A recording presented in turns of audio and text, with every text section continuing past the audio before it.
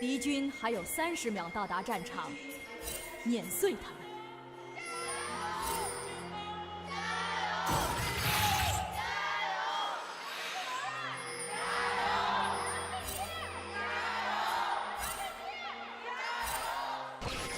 震荡飞弹，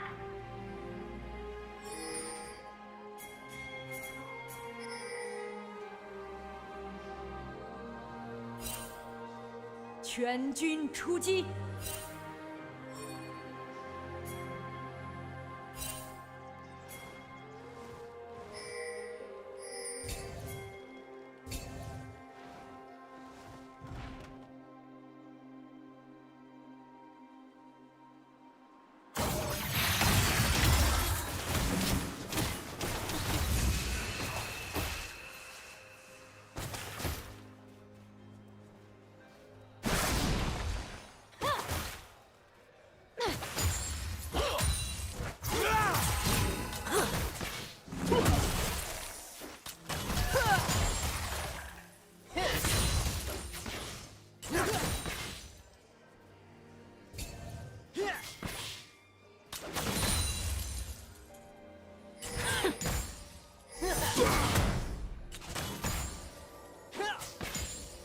惊讶吧！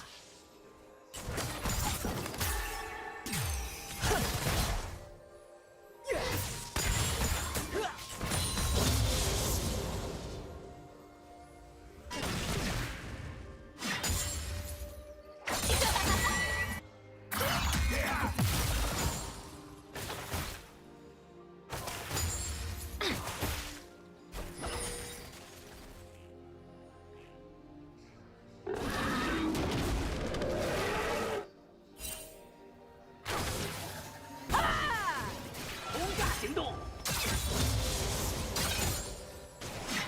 约着尔烈火的炽热斗志。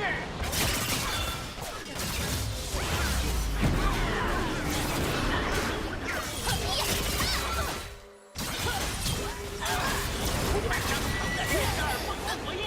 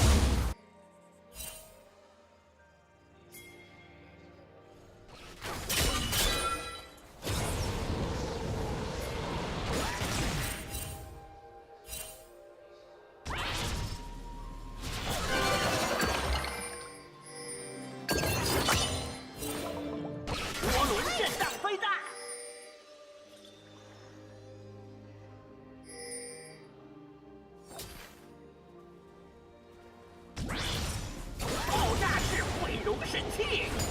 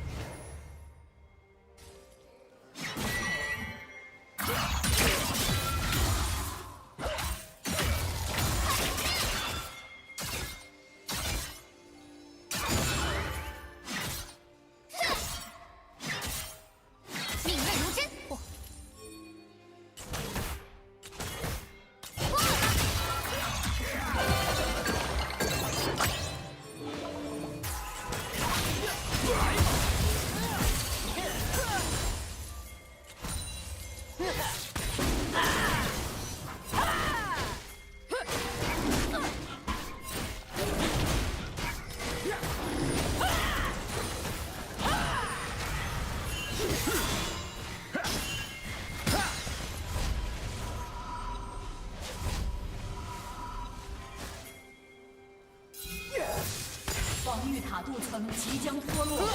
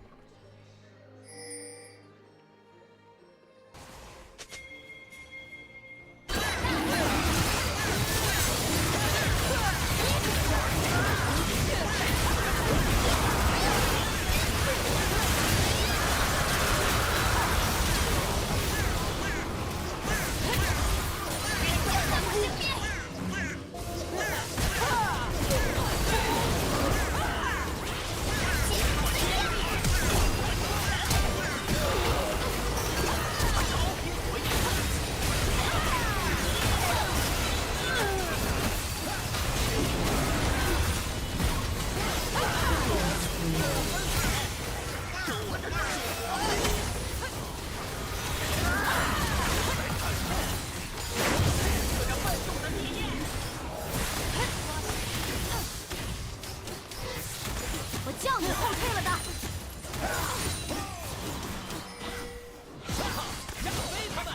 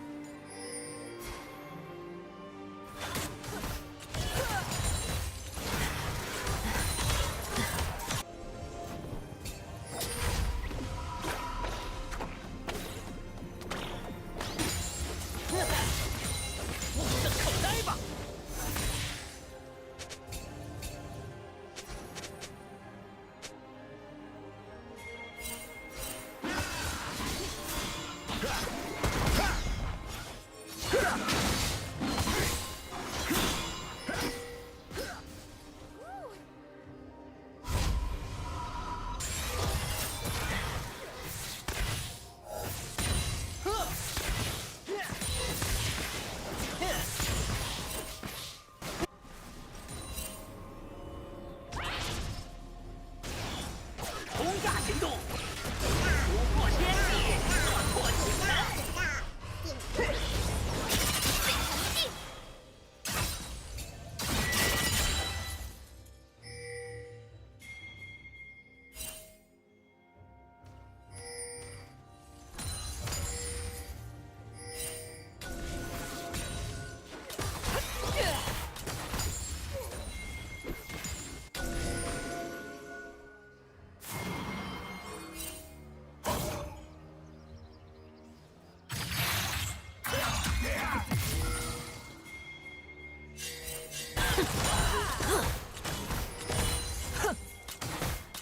银河屏障。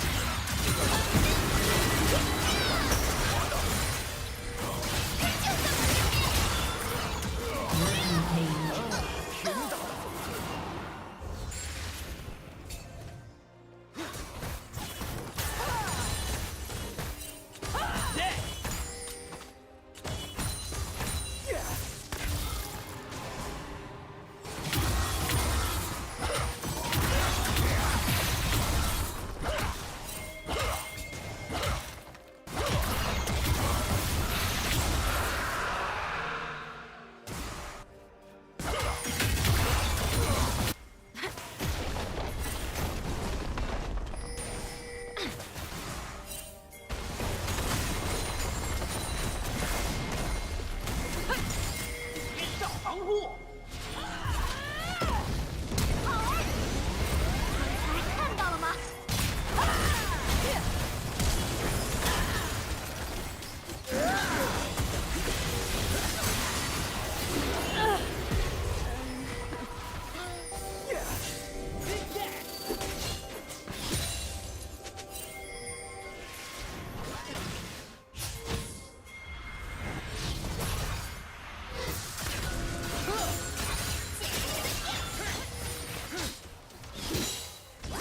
护盾！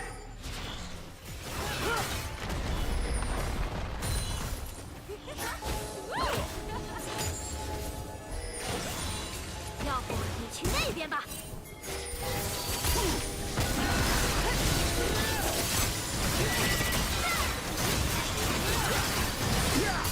一块一块解决问题。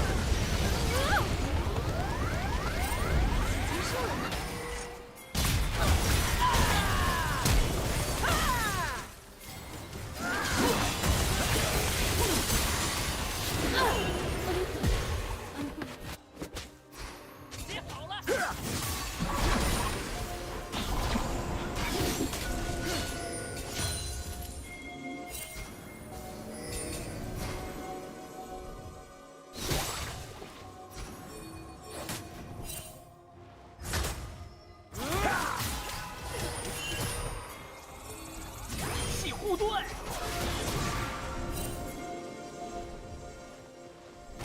Hello, I'm back. I'm watching League of Legends being thrown on my screen. I've been learning German. I'm not sure if I'm good at it, but that's not the point, is it? Let's talk about some League of Legends, shall we? I can take this off the screen too.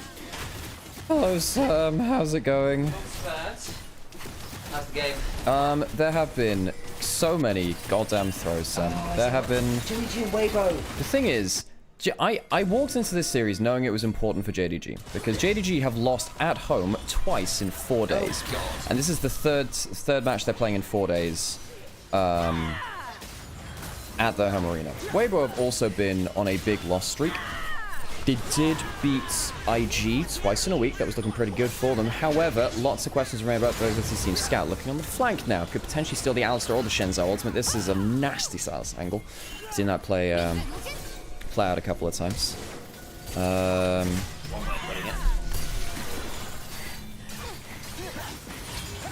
You hope game 2 no cast? Why? Why? That's not a very kind thing to say. Right, we have Baron being started up now by Waver.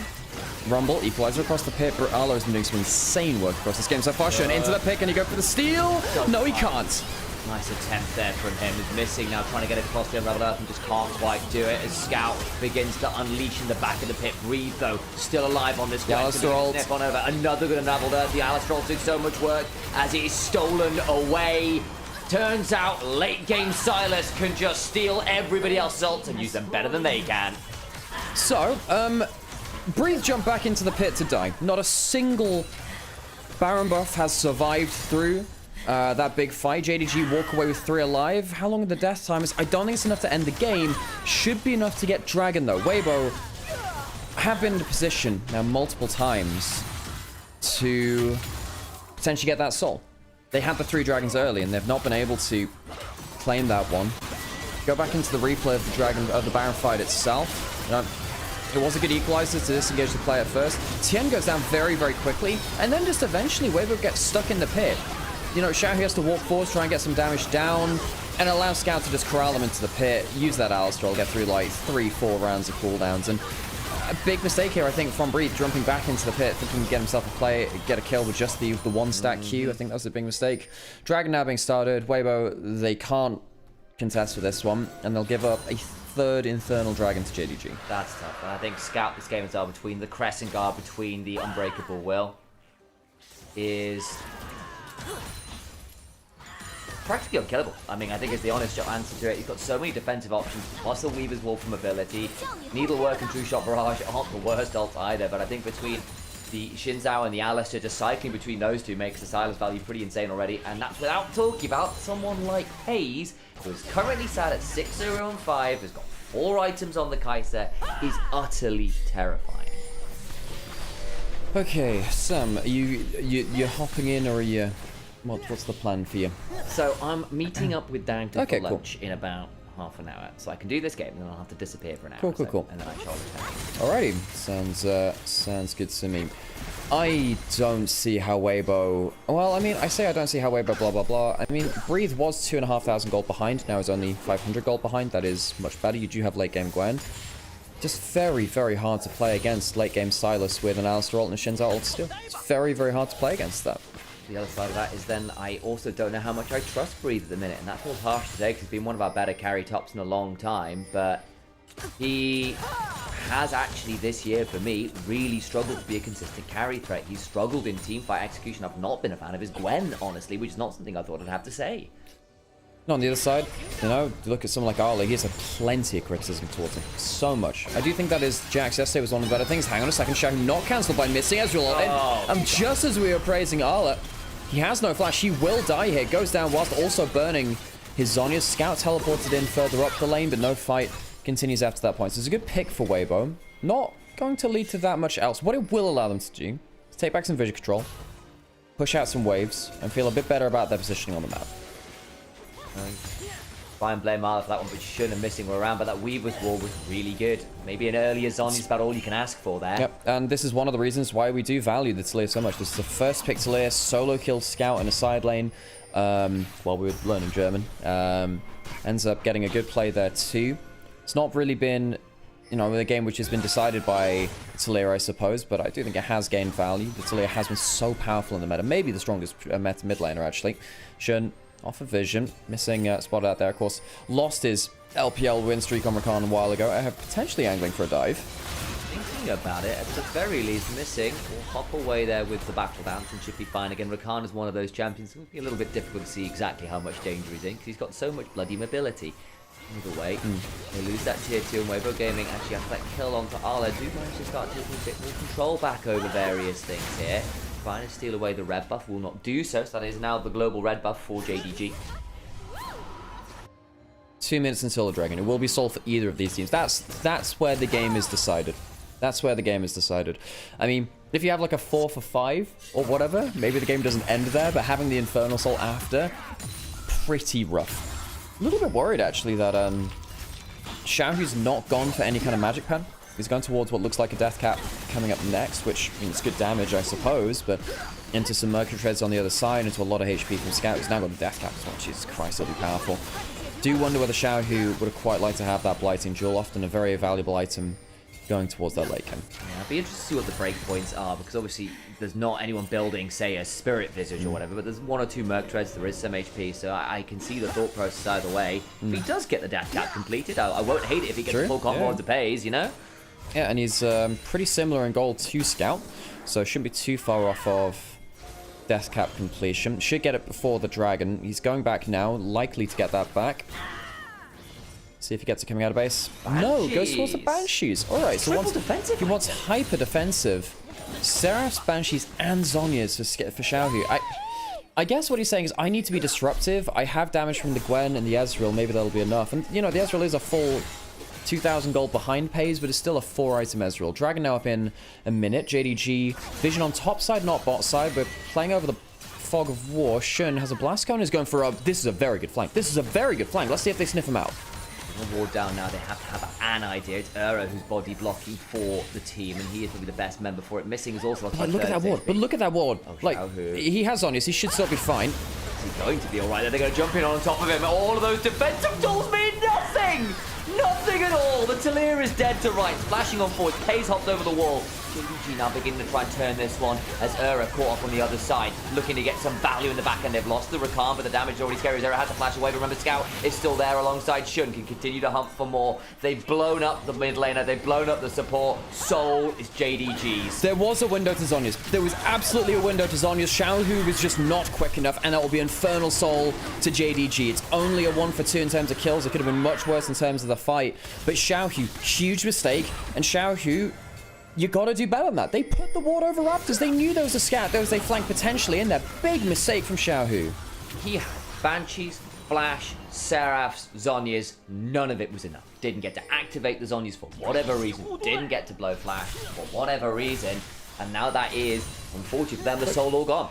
If the ward wasn't put over the wall of the Raptor pit, maybe I'd be a bit more... This one here, around the Raptor pit. They knew that likely there was someone maybe in their own jungle. Why are you positioned like this then? You know, you can Zhonya's here, right up until there. Now the thing is, that wasn't even a good combo from Vi, by the way, because you smite the spell shield off and then you get the Q. He did it the wrong way around. He Q'd and then smited, so he didn't get the immediate knockup. If it had been correct from Shun, there would have been no outplay opportunity. However, the CC wasn't landed in the correct order there, or the smite and the Q in the right order, giving Xiaohu about a solid second and a half to Zhonya's. Just didn't have the reaction time. Baron now started, Infernal Soul over the other side. At least Scout doesn't have the Alistar ult.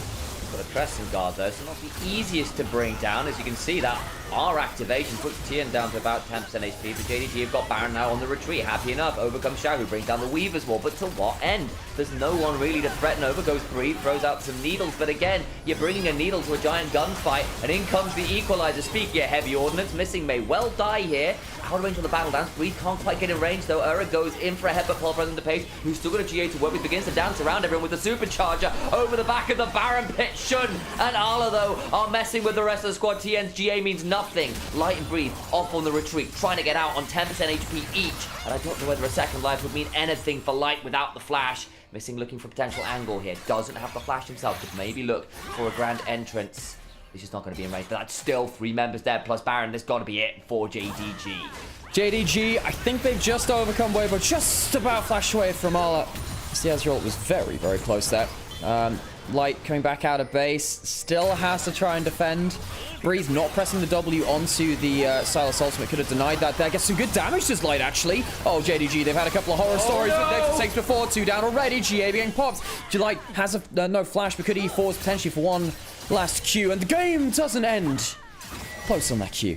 Nexus turret's down, but that kill is clutch. When is Elder spawning? 3.5. Well, hang on. When, is there going to be a teleport? Is there going to be a teleport? This Cyril's landing onto him. Here comes the ultimate through from the auto equalizer. There is a teleport from Xiaohu. He's going down towards that bot side wave. Arla's going to die. Suddenly 3 dead. Surely, JDG, this is not another failure at a Nexus. It can't happen again. I don't believe it. Arla is dead. Didn't get a chance to blast him. Was afraid of the skip and slash, and I can't blame him. For a while though, Weibo now looking to run down mid themselves. They'll have some Baron and Power minions, some super minions there to work with. And of course, Pays is alive, as is Shun, missing up in 5. I don't think they can end here. No, but they should be able to get an inhibitor, which is insane given what's just happened on the map. They might still go for more. What's the play here? Right, jumping forwards onto Missing, some damage onto Pays. Has that GA, makes it very hard to end the game. Now they're a little bit deep. 1 second on Scout. He's going to be really scary. Can they just hold people in the base? Weibo, I think they've gone too far. They're going to try and pick one out. Scout steals away the unbreakable will.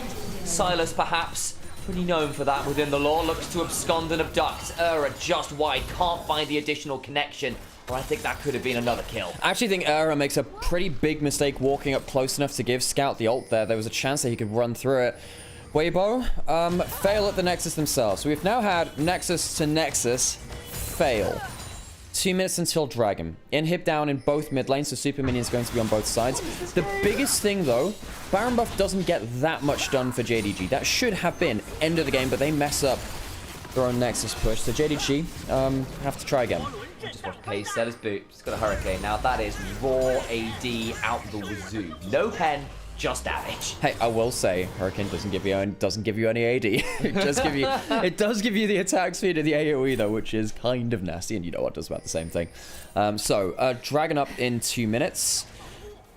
I'm not gonna levy any predictions this game because let's be honest, both these teams have been throwing right back at each other. You know, Weibo ahead for a large amount of this game. JDG brought it back, haven't been able to close. We're now into the hyper late game. One mistake will now seal this game.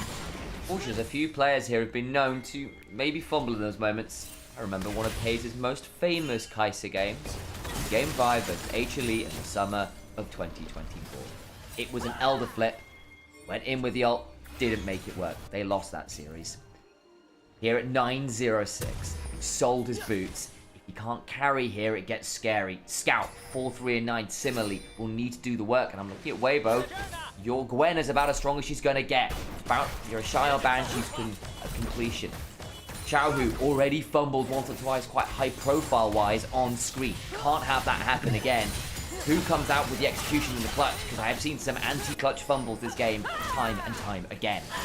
Shun has flash. He's looking for creative angles. He's had some good ults, some bad ults as well.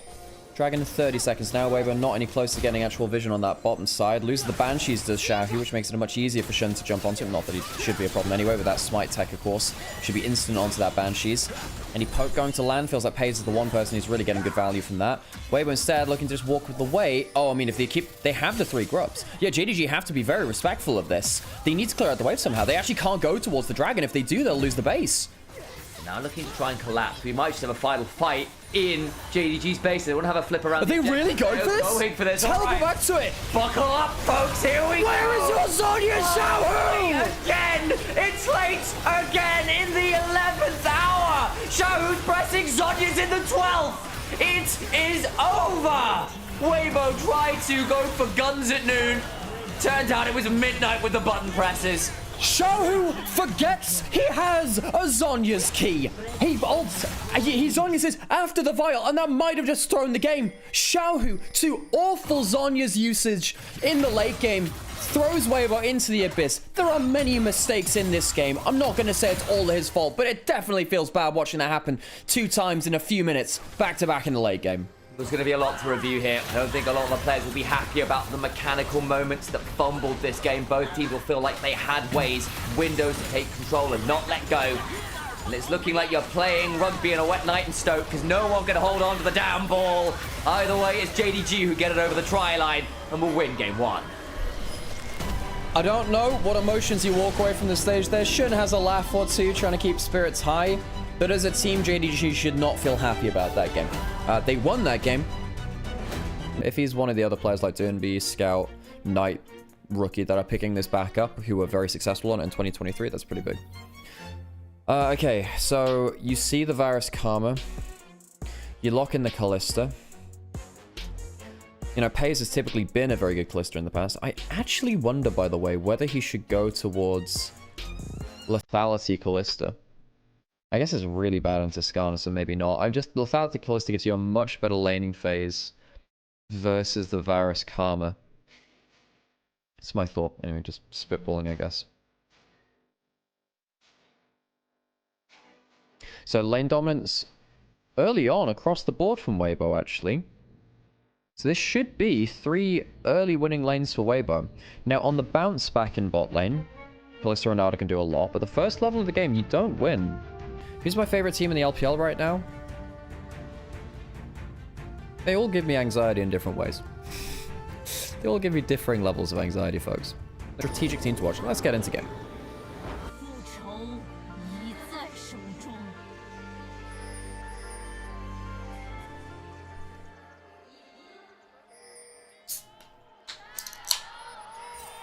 Cracking a cold one with the boys.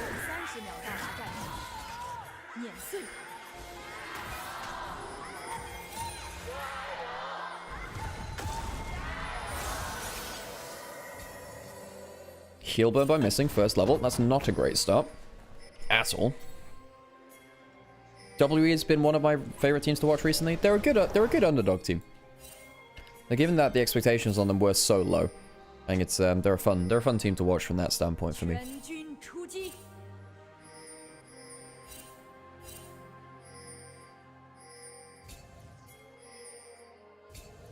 That skin looks like Shen gets me every time. Which one? Xiao, who has stun. It's the stun. Shun, does he get... If Shun gets the Q, he can run down with the movement speed, potentially. Now Xiao, who's getting zoned off with the mid wave. Tian's going to see Shun start on his Raptors. Shun... Hang on, Xiao doesn't have stun now. Gets stun damage onto the Lilia. Smites away. Flashes to air her. Coming over. Has heal potentially for movement speed, but licks the level 2 off the wave. And we'll be safe. So Shun, successful invade. Good play from him. Xiao, who, yeah, caught out a little bit by Shun and Scout sat in that brush. You always need to be aware that the Lilia can run at you in the Raptors first spawn. How is LPL MSI teams decided? It's the top 2 in playoffs. It's the finalists.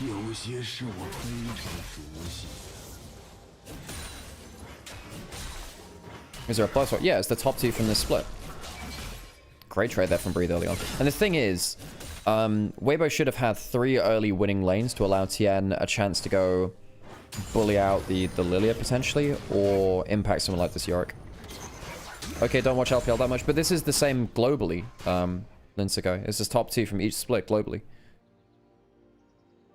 So that would be the same anywhere, not just LPL.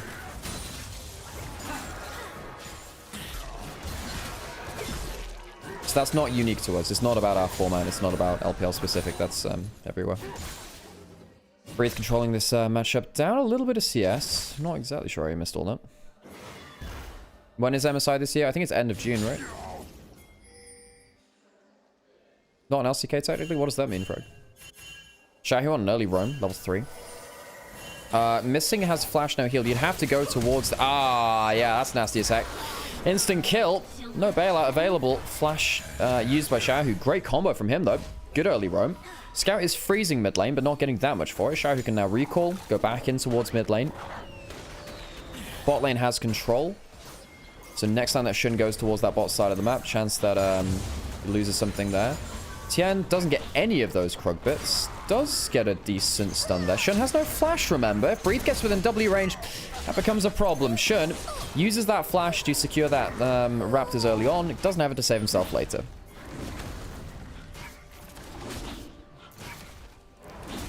LCK has a weird upper bracket and lower bracket without finals, but isn't that still Wait, do they not have... What? That's weird as hell. Okay, Tien staying for the red buff, but Scout steals it with a W. Steals it with a W.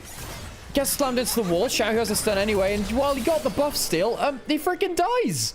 Now Xiao Hu's got 2 Dark Seal stacks, 2 kills early, and this is the worry about the composition which JDG are facing up against. Flash for a handshake. Okay, missing. Don't know about that one. Arrow lands onto them too. Shen heading down. Flash coming. Teleport being committed by Scout. Breathe could teleport, I suppose. Q misses from airhead, so there's not going to be a... Hang on a second. Light has Flash. Surely you just Flash early, and indeed they do. Airhead also has Flash. He shouldn't die here, but he might anyway. Now has a shield. So you blow 1 Flash.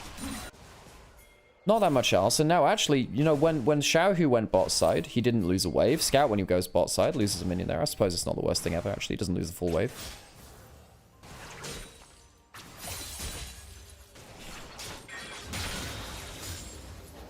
Weibo, getting a much better read on this early game than JDG. JDG really disrespecting in draft, I think, the winning lanes. They go for that early invade, but they don't have support later on into the game for jungle to be roamed on by multiple laners.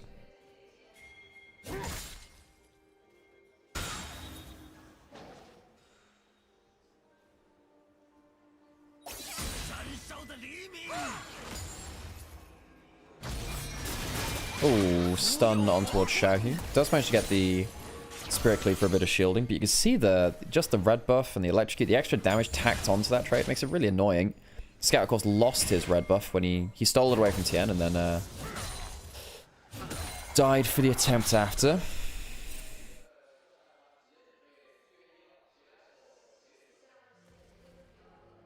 Yeah, but LCK is still... Yeah, look, I know you're saying like it's technically different, blah, blah, blah, but it's still top 2 teams from LCK are going towards MSI. It's still top 2 teams playoffs. It's just it doesn't have a final. Now, for LPL, it's the 2 finalists. For LCK, there's not a true finals, so it's not that, but it's still top 2. LTA, yeah, there's one... Yeah, it's the top team from LTA North and LTA South, which will be... Yeah, so that's the one which doesn't have top 2, though. So Dragon's going to get taken by JDG. 3 Grubs not secured by the Team X. Is not up for another 1.5 minute. I'm still getting that wrong. Missing could go for a handshake. Xiao Hu should be able to get a multi-stun here. Doesn't have Flash and die. Hang on a second. Xiao Hu dies. Breeds come down, though. He teleported in. Can he get anything back? Gets a quadruple heal. That's not bad, you know. But then dies anyway. So, double solo lane is killed. For no good reason. Xiao Hu has walked into probably 3 brushes this game already with inadequate vision and died for it. Xiao Hu's vision play has been awful in this game so far.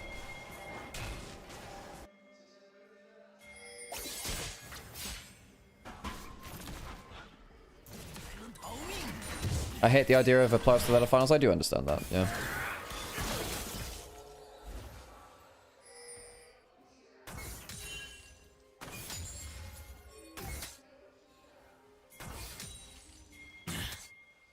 What a weird day for competitive league. What happened in LCK? What happened in LCK? I haven't really been able to keep up with LCK this split. I've just been doing way too much LPL. Missing, still has no Flash. Ah, that's going to be maybe a problem. Alright, Paze is still around. There's no level 6 yet for Paze. Xiao didn't have the ult though for Big Burst. Shen's now coming over. If he hits this, that's a kill. He doesn't have Flash. That might be a problem. Watch out, E goes under the tower. Decent stun, but the Ren comes through. Tien comes forward. Doesn't have the ultimate. Does get decent damage onto Missing. And gets one back, actually. Uses that to get level 6. And pulls Shen under the turret. So, Tien completely bailing out the play. E through the wave. Gets the stun onto Paze. He'll lose a Flash. It's a 2-for-1 in mid lane because Tien completely cleans up. Tien is trying his goddamn hardest, you know, folks. This early game... Getting some really good clutch wall stuns. He's been getting the maximum range on that Ixtal's impact. Walk over towards the Grubs. Jungler died. Mid lane Prior's now kind of... Well, I guess it is there for JDG, but you lost all your summoners for it, so is it there really? Al's getting a win on the side lane. So Xiao Hu doesn't step forward onto that. It's quite hard to react from that distance without tier 2 boots, I guess. Gets a double stun, but damage's already done. This is a max range Ixtal's impact. That is actually very clutch. Gets the level 6 off for the kill. Uses that to get the Impale on the turret. If he managed to get the Cloister as well, it would have been absolutely insane. But still. Managed to get this flash after that point. Anyway, 3 grubs to Weibo.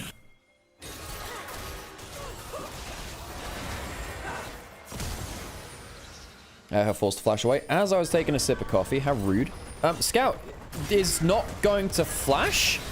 Thinks he can survive maybe with just the Spirit Cleave. He might die to the Tremors afterwards. Shen's not walking up, and now Tien's gone too far. Flashes out of the Watch Out Eve. Will get hit by the Swell Seed. Light could come over. Very surprised that Scout lived through that, you know. I thought that the damage from Skarner might be able to finish him off.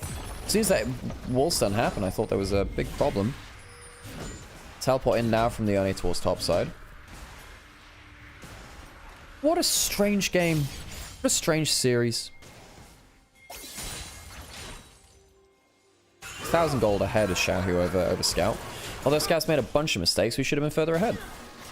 JDG draft clears. I mean, problem is, your early game is getting brutalized by much stronger early lanes. So while I agree if you go late enough, I think JDG's comp is much better. The early game, they have to survive through. Scout does have some ability to poke out, but not that much. But look how well Weibo have managed to kind of find skirmishes and use the Skarner with winning lanes to deal damage. I suppose JDG with the early camp steal and a couple of the players have managed to make an impact in the early game, more than I potentially thought they would. Arla's getting a side lane advantage, which is a bit of a problem for JDG. Not going to teleport down to this tower, because... Oh, well, I can run there anyway. I misread the minimap.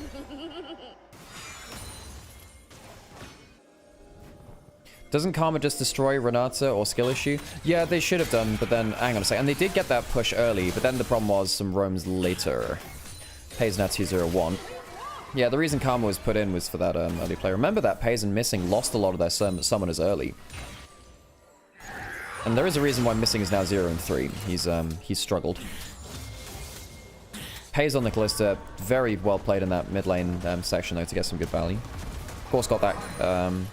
They had that one, like, teleport plus jungle gang towards bot side for, like, the 4 versus 2 very briefly. They didn't get kills, but they got summons. Decent trade by Xiaohu, actually. Ah, yes, it's the Kaiju fight. Yeah, Maiden versus Tibbers. Kaiju fight. Let's go. For those of you that,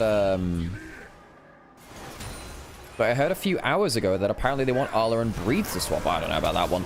Well, Arla, gonna get wall stunned. Sleep comes through. There is an Impale, which stops a lot of the hostile takeover, but while all this is happening, I mean, Shun's just killed, you know, done so much work on the backline. Arla lives, Era's gonna go down, it's 3 kills for JDG. That didn't look like a bad play for Weibo, but then everything falls apart.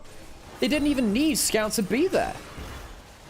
Breathe not committing a teleport to that play, it didn't feel like he needed it. How the hell did JDG turn that around?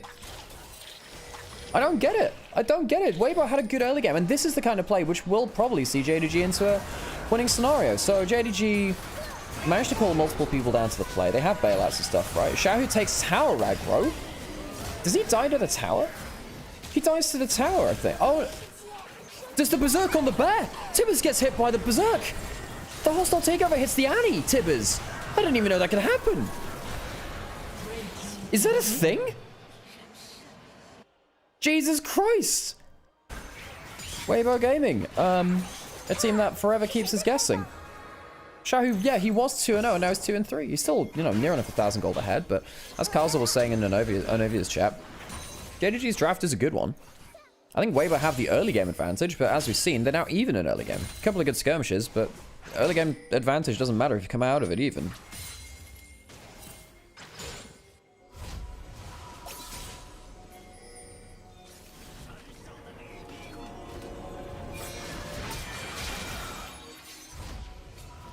Okay, well, Ola's ahead of the game, 2-0-3 first item. Yorick's going to start being a real pain in the arse now. Xiaohu doesn't have Malignance just yet. Teleporting from the Renekton has that Black Cleaver. Towers, hang on a second. Breathe might be in a bit of trouble. I was actually wondering whether Ola could just tap the tower and get the full kill. Missing's now down here. Ola using a bit of that Maiden Micro. First tower's going to go to Weibo, weirdly. I mean, don't you just stay and hit the... Why did you just give up first tower there? Pretty sure that even if Breathe all ins you, you have enough support nearby. Why did he give up first tower? You just gave up feats for free. Breathe has no flash. Gonna get hit by that handshake. Lots of damage onto him. Full CC coming through from Missing. Now fully CC'd into the Dark Possession. Goes down. Tower will go down after that too. So kill Tower.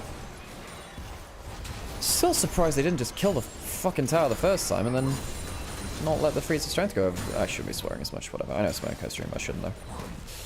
Oh, I'm just frustrated.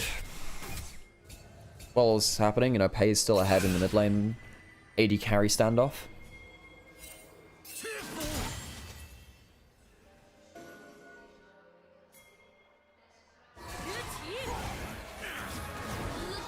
On hit Varus, by the way, for anti-tank potential. I'm quite... I guess you don't have that consistent damage without having on hit Varus, but it does mean that your laning phase is a bit weaker. And your ability to poke out someone like the Kalista at all stages in the game is weaker, of course.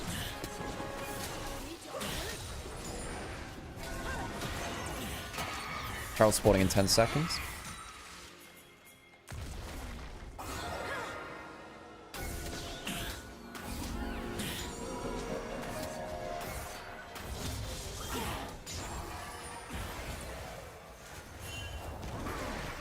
TN spot session taking that top side.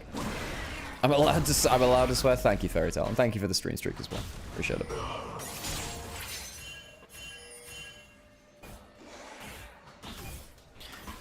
Arla has been dumpstering Breathe in this series so far.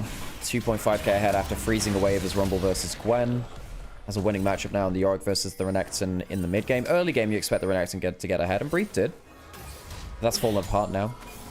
Close towards the Shojin. Missing's been roaming around the map quite well after a poor early game. Still don't think Missing's had a great series either. Even his Rakan looked very fallible last game. What's going on with Weibo? I don't know, man. Tien was saying that he was super tilted, but there's nothing that Weibo can do about it. Wait, hang on. Paze was actually stacking 100 spears in red buff and trying to do the Q1 shot thing. That would have been hilarious. That would have been so funny. I don't think I might have seen that once in pro play, and I can't even remember when. It's like occasionally you see a mechanic you just don't see that much in pro play. You know there's a really niche mechanic, and then you don't see it until like you find it in one game, and it's like, what the hell? Players know about this too? I mean, they should do, you know. For instance, we saw the Revenant Shuffle. We saw a Revenant Shuffle in LPL on Azir this split, which is really cool. Because you go in and out and you kind of scoop someone out of their team. That's a really cool mechanic. Chovy had a really good game, was it 2 worlds ago? Where he had the fast wall hop on Ahri. Yeah, it was 2 worlds ago because it was with the old terrain. Okay, so we'll see it lands. No, there is a Mikhail's in it, so the Lily roll is now going to be less valuable. No redemption, of course, now for the Karma, which is normally a big item spike, but... Okay, post down pays a little bit. 3 grubs for Weibo. Have Herald. This will kill the tower now from this HP. Tien damage down a little bit. Scout roaming over. Mid lane turret taken down. Dragon available. Herald killed. Who did it when? Oh, I'm trying to remember when it happened. I'll try and find it again, but it was around top inhib in a losing game for the Azir. Hang on. Using the Annie to kill the Maiden because Annie has a much lower cooldown on her ultimate. It's kind of big. Goes Cholesterol coming through. Uses that Mikhail's. Pays. Uses the cleanse. Is that going to be enough? Where's the bailout? It's on them right now. Goes down into it. Has a Ren, but can't get the Ren set. Kalista down. Like, getting some damage down and not dying, actually. Now it's Renekton dominating into the backline. Missing, not feeling that great. The handshake not getting much value either as Bree tries to chase for that last kill. And in the front of the play, Shun not able to get the damage he really needs with the last 12 seed. Oh, call me a liar. Tibber's micro, not that great from Xiaohu to check out the brush, and then well, he's ahead in the individual matchup, and he'll make sure he can get the extra damage he needs. So what started as an okay play, taking down Pays, ends up being a 4 for 3, as had died at the start of the play and has just respawned. Shovu is firing Ahri charms mid R dash. You can't charm mid R dash. You have to charm before you press R, so you can't do that. You can hide your charm animation where you charm then ult. You can also do that with Q as well. But you can't charm mid dash. Dragon now taken down by JD. No, it's not. It's taken by Weibo. With the Soul Flare steal. What the hell? Excuse me? Shun! My dude! Wait, I mean, my dude, Shun! So it's a late contest from Weibo who come up to see the stats coming through. Pace tries to get the clean kill, can't quite, doesn't get the run cleanly. Shun chases down for kill onto her anyway. Light does a decent job of turning around and doing some damage, but doesn't get everything that he needs. Sleep for ult traded on the Impale, and Breathe very, very nearly gets to get a good cleanup. Does he get the kill? Oh, he does get the one there. Then he makes the mistake of re-engaging, and does not realize quite how outmatched he is by the Yorick in the 1v1. That's a mistake from Breathe at the end.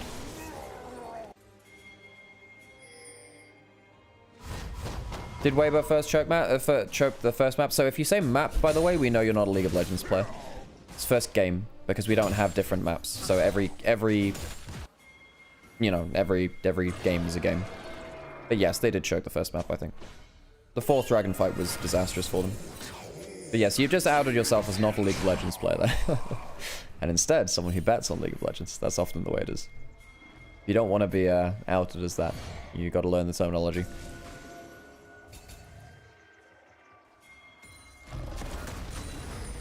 He had no smite. Yeah, I know he had no smite, but then also don't let the karma... I did wonder whether he didn't have smite, but still. It doesn't really go against the whole narrative that Shun can't secure objectives very well. Thank you. Okay, that's calm. Being taken down. Ult onto the support. It's taken away with the Callisto ultimate. Some damage coming through from the Malignants now. Atacon secured by Weibo. Remember, it's not the GA version anymore. It's not a bad hostile takeover. Shun really trying to go onto Xiao, trying to solo them out. Shun getting good damage down. Renekton's down as well. A split fight seems to be working quite well for JDG. As Tien comes back towards the play, Shun goes golden. Does he have flash? No. Does not have the ult to be used that well either. Shun, decent damage onto Xiao at the start of the fight. Not that great. Yone trades 1 for 1. Tien not going to burn down. Triple kill coming through for Light.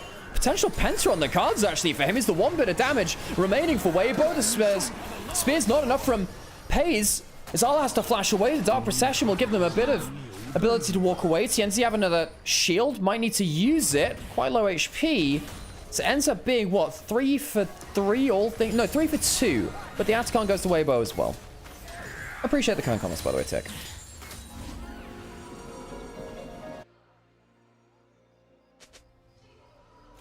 This is the common thing, by the way. Xiaohe missed stun. Rip. I call them maps and I played League and Beta and just old fair play. I guess that if you play multiple games, it's like that, right? Okay, so, Annie ult for... What's it call it for Callisto is not bad.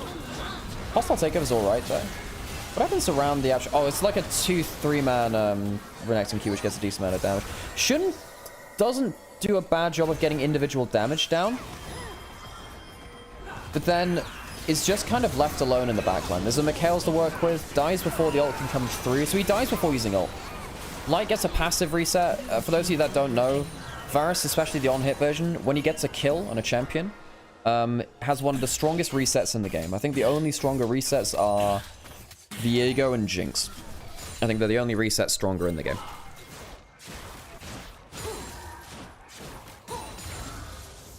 That's so funny. I'm here for the commentary because I bet on League. Well, you know, that's fair. That's completely fine. You know, I'm not going to tell you what to do with your money, you know. As long as you're enjoying yourselves and being respectful about stuff. Because sometimes some betting talk can get a bit... yeah, there are many a Twitch chat has been ruined by betting talk. It is what it is. Okay, so Light is now 1,000 gold ahead, 2 items. I do think Varus is a champion that can deal with Yorick quite well. Tien in a 1v3, Impale comes through. Scout, QSS is through to it, gets a decent shield through. Tien has flash to get out, gets a Heartsteel proc for the heal. Should know ult now. Dies to Pays. Light not in the right part of the fight, and Yone gets a combo, and Xiaohu, you had flash, you had stun, you had to use them better. Bad day at the office for Xiaohu. As JDG get a crucial fight. Light was not at the center of it. Xiaohu does not use his flash very well. There's a teleport towards the top side to break open the top lane out of turret. These fights are all over the place. Xiaohu, you gotta do better than that. Like, you gotta be able to use your flash to get a stun in that kind of play. That is a crucial fight to lose. Tien, Elo held this game. I think Tien's been mega this game. I think Tien's been so mega. Very surprised to see. Very surprised to see the team not be able to capitalize well on the Skarner. Skarner plays. Dragon now up and available. You can't contest this. JDG have pushed you in all the way through the bot side of the map. Got a ton of good damage. And good was call it the thing. Good vision control.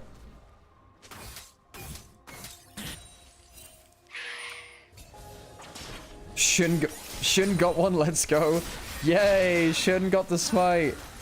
Everyone's happy in chat. The thing is, Shun has been playing largely very well on JDG, but his smites have been so all over the place in this split. So he gets pulled forward into a 3-man unit. There's a QSS for Yone, so he can escape the ultimate. I have flashes for a shield and a bit of CC, but then he puts himself into the waiting arms of the Callisto, who absolutely dunks on him. So what the hell happens with Xiaohu here? He gets flash queued. His reactions have just been very poor. His reaction speed has been very poor in this series. The Zhonya's in last game. Not flashing the combo there.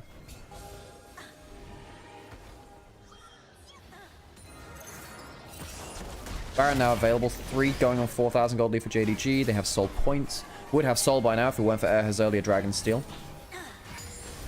3 items for Light. I mean, if Light can get a good fight, I think Weibo is still in this. But it is on the Varus. Varus at 3 items has got to do something unspeakable to JDG. He does have the damage for hang on. Xiao does still have flash and all, even though he didn't lose it. Hang on, we getting smite fights. Hostile takeover comes through, and Tien secures it. Ult from Yone doesn't reach the backline this time. Light still has, well, he doesn't have flash now. He goes down, and with the Varus down, I think the fight goes with it. Shun gets a good couple of Qs across the backline. Arla's still alive, has a ton of sustain, and breathes no more. Shun walking forwards again, continually using that light move speed. Does get some roots now and again, but it's just not enough. Extra slows, extra move speed to watch out Eep on target. Arla comes through, and I think Tien will be going down with it. Nope, all right. Karma saves the life. So, Weibo. Get the Baron, only get out with 2. So 3 down, JDG will be able to push in from mid lane out of turret.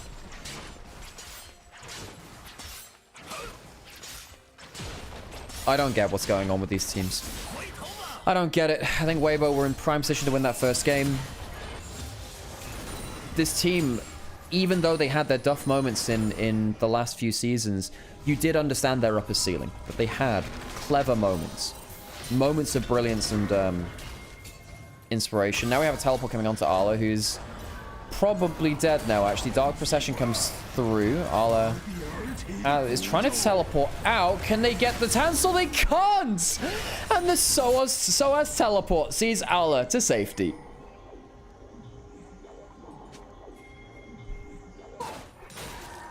Arlo with the Soaz. Gets out safely. It's fun seeing them every so often. Paying homage to the greatest escape artist on the sideline. That would have been a big... Yeah, it would have been a 1,000 gold shutdown with that kill. It's a big escape. Arla has had a very good series today. Equalizers in game 1 were absolutely crucial to the comeback of JDG. And in this game, he's been very far ahead of Breed, despite the early lead from the Renekton. Been very much capitalizing well. 2 minutes until the dragon comes up. Missing uses the heal. Didn't have Mikhail's up at that point. Was just off a cooldown. That's what Weibo were trying to do. I will say, her on the Karma largely done quite well at using mid-game Karma well. Now Breed's going around the flank. Doesn't have flash. Arla's on a side lane. Stun comes through. Hostile takeover. Gets some good damage onto Breed, actually, as Light wails on him. Doesn't have the cleanse, and a Mikhail's didn't come through onto him. Push in on that side lane. Weibo still have that Baron buff, of course.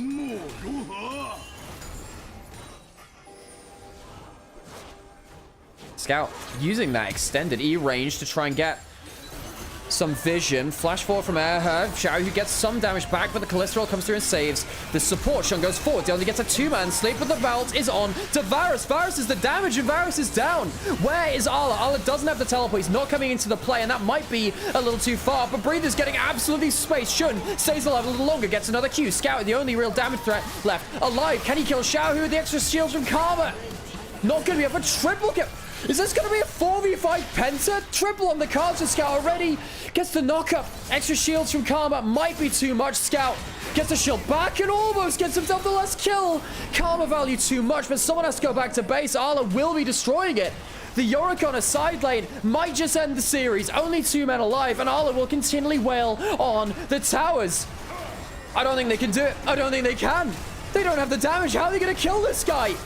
2 towers down. Arla versus the world. JDG gave 4 lives to take the Nexus. The damage is okay onto the Arc, but I just don't think it's enough. Varus will clean up the kill. And the Nexus won't fall. I wasn't paying attention to the respawn time as I thought it felt too late game. I thought that Light would be able to, well, wouldn't be able to respawn. Arla leaves a bare Nexus though. 4 deaths for JDG in the fight, then a 5th on a side lane. All 5 have died, but Weibo, they lost 3 in the fight too, and they lost 2 turrets on the Nexus, an inhibitor and an inhibitor as well. That's a bad catch. Missing. You gotta be careful like that. Scout now on the side lane.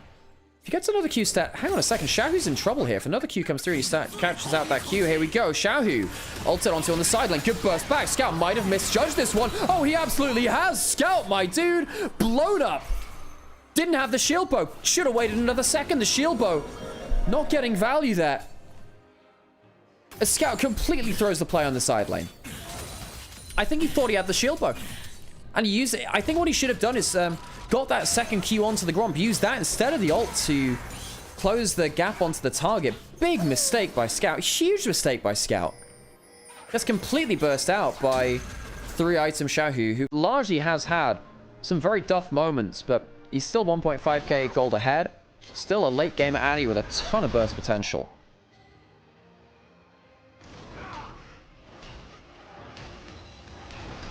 Four items for Arla now, who does have teleport. He's pushing in one side lane, of course. Almost 4,000 gold ahead. That's like almost 2 items ahead in terms of gold. That's ridiculous. Well, 1 item and a half, we'll call it.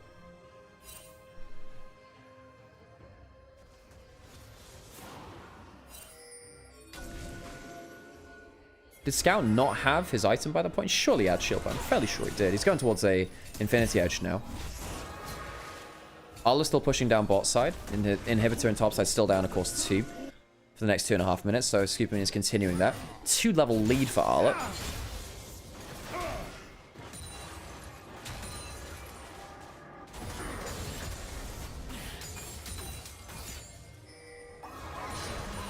Hayes now at 3 and a bit items. Light on 4. The Varus not been able to really control the game in the way that Weibo would have liked.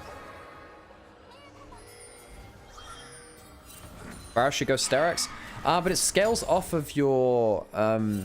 it works worse for ranged champions, doesn't it, Sterak's? I thought it did. Or can you even build... I mean, you used to be melee only, but... Guys, I'm scared. Hold me, chat. This is LPL Anonymous.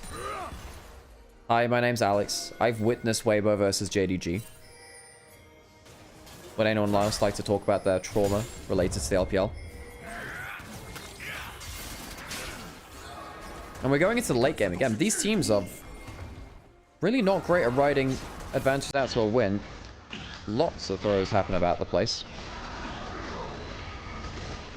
Weibo trying to threaten Baron because that's where the side of the map where the inhibitor's down and they don't want to be on the opposite side to that. Arla has teleport. Is slowly getting control of bot side. Renekton can't really do that much but wave clear. So Weibo pull out the Baron bait. Do they want to pull Arla to the fight? Maybe. Yes, they do. He's coming on the flank. And this is a... Hang on a second. That's a lot of damage down, but it doesn't kill the support. Xiaohu has now just misused his burst. He's got nothing left. Dark Processional hit, and that's going to be a dead Annie. Gets the stun back up, but I don't think it's enough. He doesn't even use it onto the Kalista, who gets the free fight now. Shouldn't. Gets the bailout. Doesn't have Azonius to keep himself alive. Yonel carries 2 over the wall. Light is doing damage, though. How much can the Varus do? Light, it's all on you, son. Gets a couple of kills back. Hayes, fully stacked, lethal tempo. Arla gets a slow onto him. 2 for 1 around the fight. I thought Xiaohu had made the big play, and it's Arla instead. Light trapped in the Dark Procession, and there's no bailout for him because it's on the other side. Goes down, and Arla carries the game.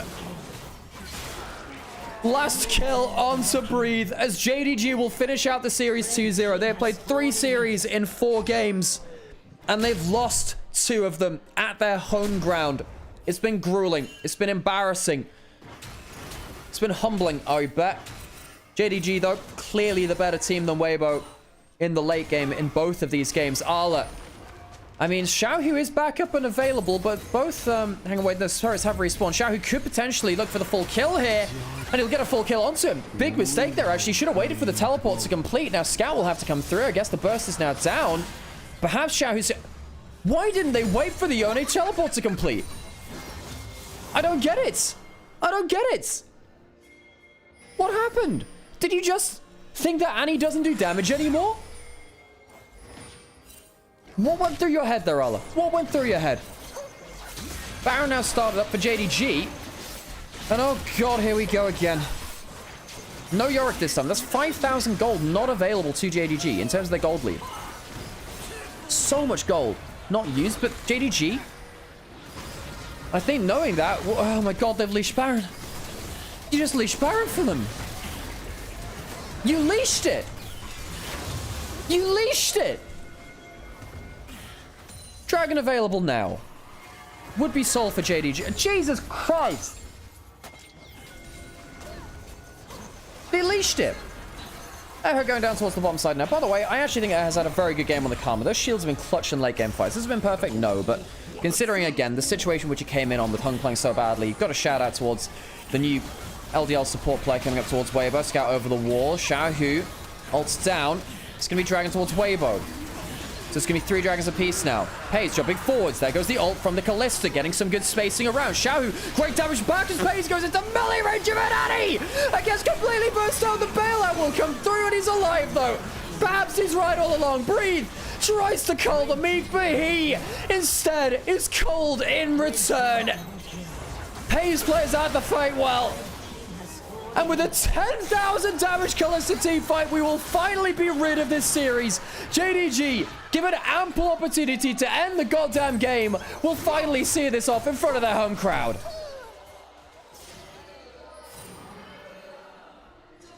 I don't really know how to describe what happened in this game, besides a game of League of Legends has happened and one team walked away destroying more Nexuses than the other. JDG finally win a series at home on the Beijing stage. Weibo, I don't know what to say. I don't know what to say. They threw 2 very winnable games for themselves as well.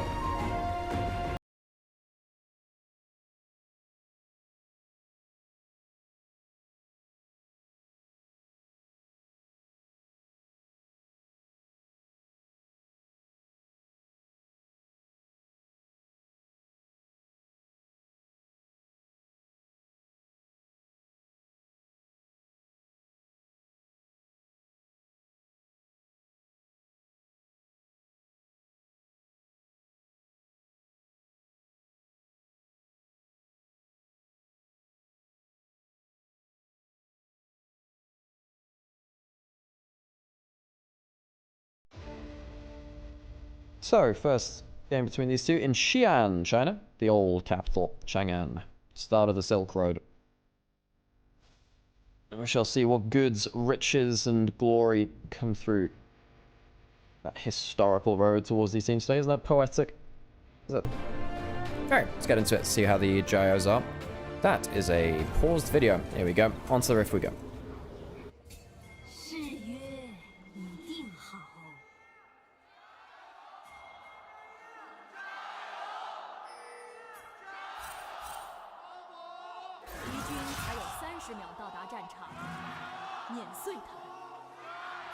Top 加油 WA. You get to learn what the fans call the teams, right? Top What's a good one? Well, Laganje. BLJ. Jing Dong. Jing Dong. He wasn't here today. The crowd leader. He wasn't there. I missed his voice.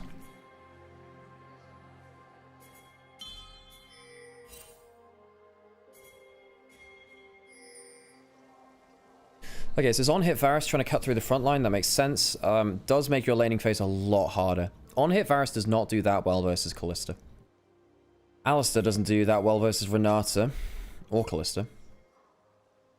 If this is a double... You shouldn't stack on each other at this point either. If they walk up stack, that's a problem. If the double E hits them, that's a big issue. Was actually a chance of that coming through. Maybe just trying to hide this a little. Yeah, it's the double E. So the headbutt means nothing onto Jackal because it goes into a shield. The heal comes up. They have Rend. Like, this is simple 2v2 stuff. You don't stack together for that E at the level 1. Two-man level 1 E is one of the biggest laning tools that Renata can have. It's like, a Karma Q, I guess, but with a shield on top of it too. And then you don't, I guess he needed to trade the headbutt in anyway, but it sucks at that point, right? Level 1 by Teo and a Vampire in laning phase, which has typically been a good spot for them in their laning phase.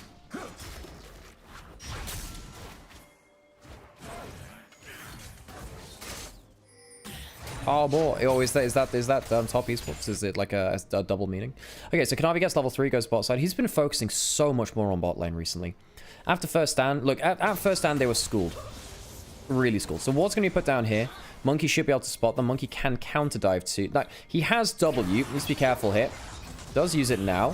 Flashes out of that combo. Doesn't get caught.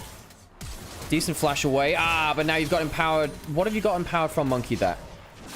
Jackal wasn't there. Flash for the handshake doesn't do that much. But what it does mean, Monkey can't really do much in bot side jungle now. So the objective is secured by top esports, which is bot side dominance, steal away our bot side camp. What this also means is that Monkey can't save bot lane's laning phase. The bot lane laning phase is already over. They're down 10 CS. Going to quickly push in. They're not going to switch lanes, interestingly. So it's going to be a camp steal from Kanavi, who's going to go towards topside Scott. Wait, is he really going to go on towards the red buff as well? Should see that the blast cone is down. So should know that Monkey is on this side, because I believe blast cone should have spawned by then. Sees the Raptors are down as well. So he'll be able to get top scuttle. Bot lane will go back towards bot lane, get control of that, and potentially get double scuttle as well. 369's doing fine in the top side laning phase.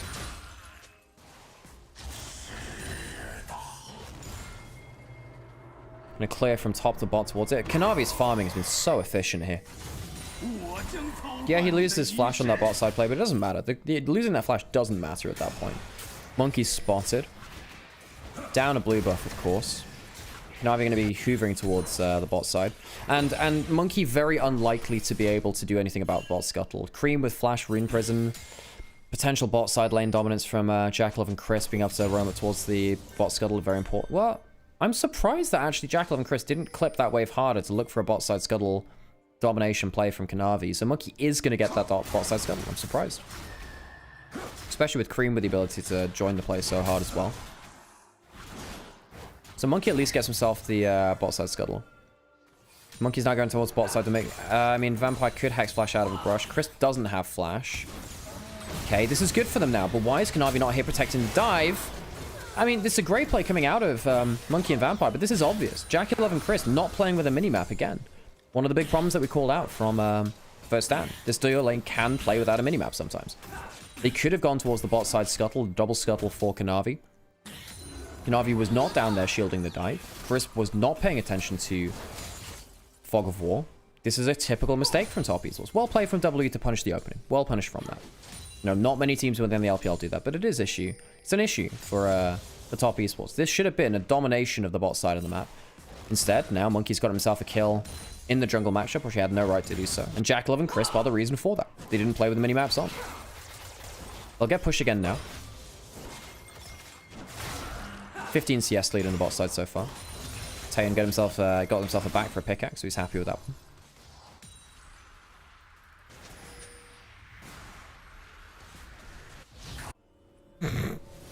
Yo, what the fuck? Remember Hecarim top lane? Yep, I do. His sustain in solo lanes was very, very problematic. The biggest problem with Hecarim is that he's balanced towards jungle killing because he needs the sustain for that, but you're not allowed to have that in a lane in the same way. Yes, Alistar was counterpicked. Alistar was counterpicked by the Kalista Renata. This should be dominance from top esports on the bot side of the map. And you said, oh, well, we were saying, hey, Kanavi went towards bot lane in that first play. Typically, bot lane don't play with Kanavi that close to them because Kanavi wants to be invading more.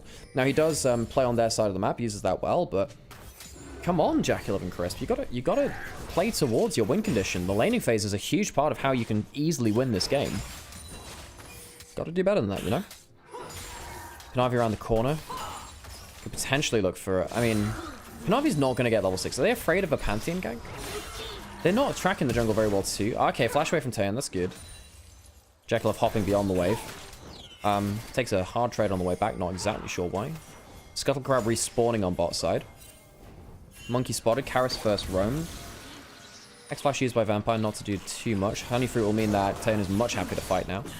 Double bleed from Kanavi. Decent trade from Cream. Doesn't have that much mana, but has a tier, so hang on a second. Needs to be a little bit careful here. Karis could charm Flash. Karis was playing around that a little bit. Monkey has Empowered, so we can go towards Empowered E for the move speed out. Chooses not to. Cream needs to recall. I think Cream does need to recall. Doesn't really have the mana he'd like. So, bot side's got claimed by top E. This should be claimed by them. See if it kills it in time. It does. Dragon now available. That's a ult. But this is... I mean, he doesn't use his W. He's out first. Messy from W. Typically so much better at snap engaging with those ultimates. First ult of the game, not good from Monkey there. Now, Monkey played out that first kill on the bot side well. Kanavi can now stay on bot side. Now knows that he's not in threat of being engaged onto by the ult again. Monkey has the extra XP. Had that level 6 before Kanavi, of course. One of the reasons he was going for this. How is Kanavi behind an XP? I guess it's because all of his camps are up. Every single one of his camps is up. Feels messy. I was just saying beforehand, it felt like Kanavi's farming was efficient in the first, second clear or whatever. I think that's a mistake now. Monkey could potentially look for a flash forward. Chris has heal and the Realm Walk's coming down. So Vampire has flash, Monkey has flash, double flash away. Global from top esports much more valuable than the global from WE. Cleanse blown by ultimate from Taeyeon. Karis now coming down. Charm goes forwards and Cream dies. Cream, oh no, Kanavi's got resets potentially. And he gets it through. Where's the next one coming through? Goes on towards Monkey, questionably. Ren's potential in here. And there's also the bailout. And the Ren's come through to make sure it's a reality. Taeyeon has that passive reset. Remember, Varus has incredibly good resets and gets the triple kill. Those kills give so much AD and attack speed. And W win out on the bot side of the map. Top esports. This early game has not been good for them. It's been very poor from top esports, and WE playing around that Varus so well. Karis making it down to get that first play onto Cream.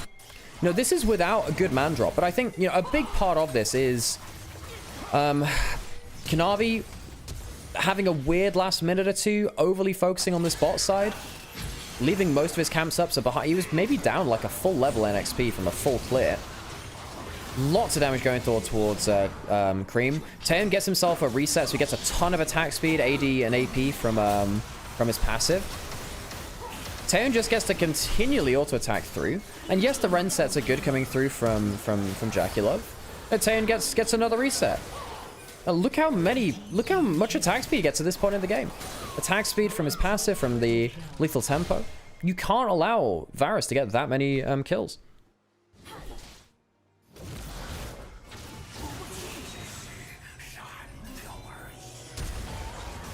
Karis, no flash, no ult. Up in 10 seconds. Kanavi has his ult followed too. If he does anything, kill to Kanavi. Bad mistake by Karis. Good play from 369 to flash in for the slow. Good setup. Bot side scuttle available. Bleed through the brush means that Kanavi will spot out Monkey. Pulls him back to even just about in gold, actually. The kill bot side, importantly so. Yorick gaming is going to be a problem this game. Cube is better on tanks than he is on carries. And also, I don't think Yorick is very good versus Callista or Neferi, because they can both hop out of the Dark Procession and often kite him very, very well. Jaculov does have 3 kills, so he's still ahead of gold compared to Taeyeon. Had that earlier CS advantage as well. Surprised that top esports laning phase wasn't as good through that bot lane, actually. Though I thought he would actually have a larger lead. They picked for it. The on-hit Varus not good versus the Callista a lot of the time, and Alistair should really be suffering versus the Renata, but he's managed to get out of that laning phase now. And now we see, look, it's an even enough game. You have Pantheon ult, you have Snap Engage tools. W have a comfort comp. This is a comfort comp. So let's see how much damage they can do. Their team fighting probably not as good as the... Well, it's not as good as the other Ascent group teams. Let's just definitively say that. Top esports are our #1 team. should really be looking to stomp out games like this. Herald, no, Grub started up, Kanavi coming through. Level 8, double buffs. Same for Monkey. First item hit for both of them, Shojin through. Vampire over the wall has Hex Flash spotted on it, so they're not going to go up and walk towards this. Top piece was give over all 3 Grubs. Especially with a Yorick in the game, that feels like a mistake, but if they feel like they can't win the fight, sure, I understand that, I suppose.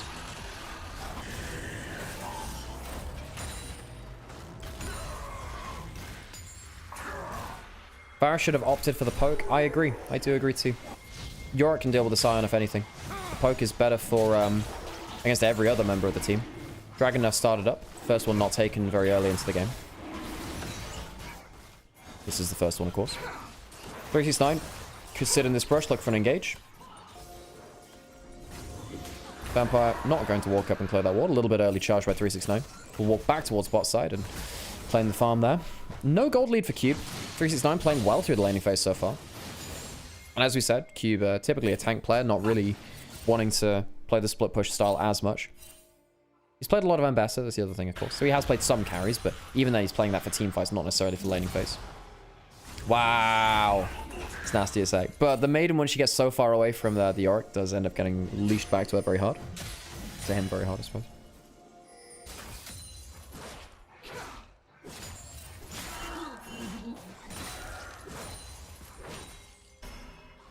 Rod of Ages, Malignance completed in mid lane, so Cream on one, Karis on the other. Morning Mist hits Cube. Has a Sunfire Cape though, can wave clear well. Even in farm with the Yorick at this point in the game is actually quite good for him. Again, even in gold. No plates, well, one plate taken by Cube, I suppose. In top lane turret, but nothing else. When's the next global coming in? WE typically, one of the reasons why not Cube. Well, yes, Cube. One of the reasons why WE have done so well, went from 0-6 to 5-6 it was because they managed to play around globals and snap engage tools well. Vampire will be spotted here now. Zoned off the tower. Cream phase rushing away from turret. Karis jumping in to get some value. Crisp uses the heal there. Karis still has some ult charges left. It's a Q. Well played by Karis there on the weak side. Ult for Summoner. Must be a recall from Cream. Can teleport back in. Was that a charm? Jackalove? No, it was very close.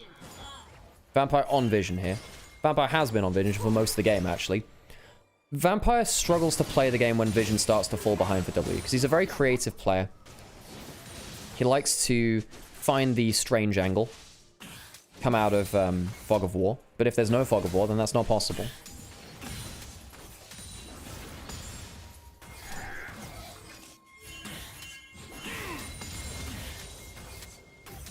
Cream stacking up the tier. Rod of Ages stacking, as we said before. Karis going for the full burst build. Has, well, I say full burst, but I guess it would be slightly different. Well, no, Malignance is still out. Going towards the burst boots, worth noting. So he wants to really one-shot the backline. Malignance and Ultimate Hunter giving you the ultimate cooldown that you need. Going towards the Dark Seal early, so if he gets involved in kills, can get some extra AP ahead of the game. See if Karis can make use of that. Quite hard to do that versus Bailout, versus Scion starting a fight and forcing you to play respectfully. W need to get a snap and get... They're trying to do it now. Where's the Pantheon? Here comes the ult. This is the way that top East will play the game. Very good. Hey, Phase Rush comes through. Cream still has Flash. They should still be a play under turret, maybe. Okay, actually, Cream survives. Okay, fair play. Thought that Cream was going to die 100% there. Good use of the Realm Warp and the Phase Rush. Cream proves me wrong. W still going to be able to go in towards the tower. They have the 3 grubs. They'll be able to take the first tower of the game. But no kill for WE. Cream will be able to pick up the rest of the wave. Response from Top Esports in the mid lane. How is Top Esports ahead? Plates. Plates. And a little bit of farm here and there. All hits onto the turret. They do have the Callista ult to take care of somewhere. Don't love that Callista ultimate. Think that would have been much useful. A little later. Jackalove flash comboed onto. Great hostile takeover, and Vampire might have gone too far. Scion trying to slam into the RE. Misses that now, and still it's going to be the disengage. Not a great engage by Vampire. Uses his flash not to achieve that much. Jackalove, I suppose, buys his flash too. Karis jumping forwards. Cube, gets something there. Remember, there's no Callista ult to pull Chris back out again. Failed engage by WE. I think basically 369 chose to clear out mid-wave instead. He's saying like, look, the fight is over. I don't need to get damage onto Karis. I'm going to ult past him, clear the wave, and get value. Look, W had already failed their engage. As soon as Vampire fails the flash engage, really, as in like he gets onto a target but doesn't mean anything, Like, top esports should know that they're safe out. Should, really.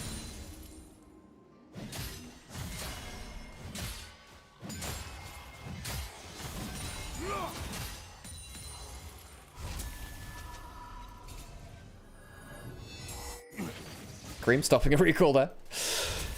With the Q and the Scorch.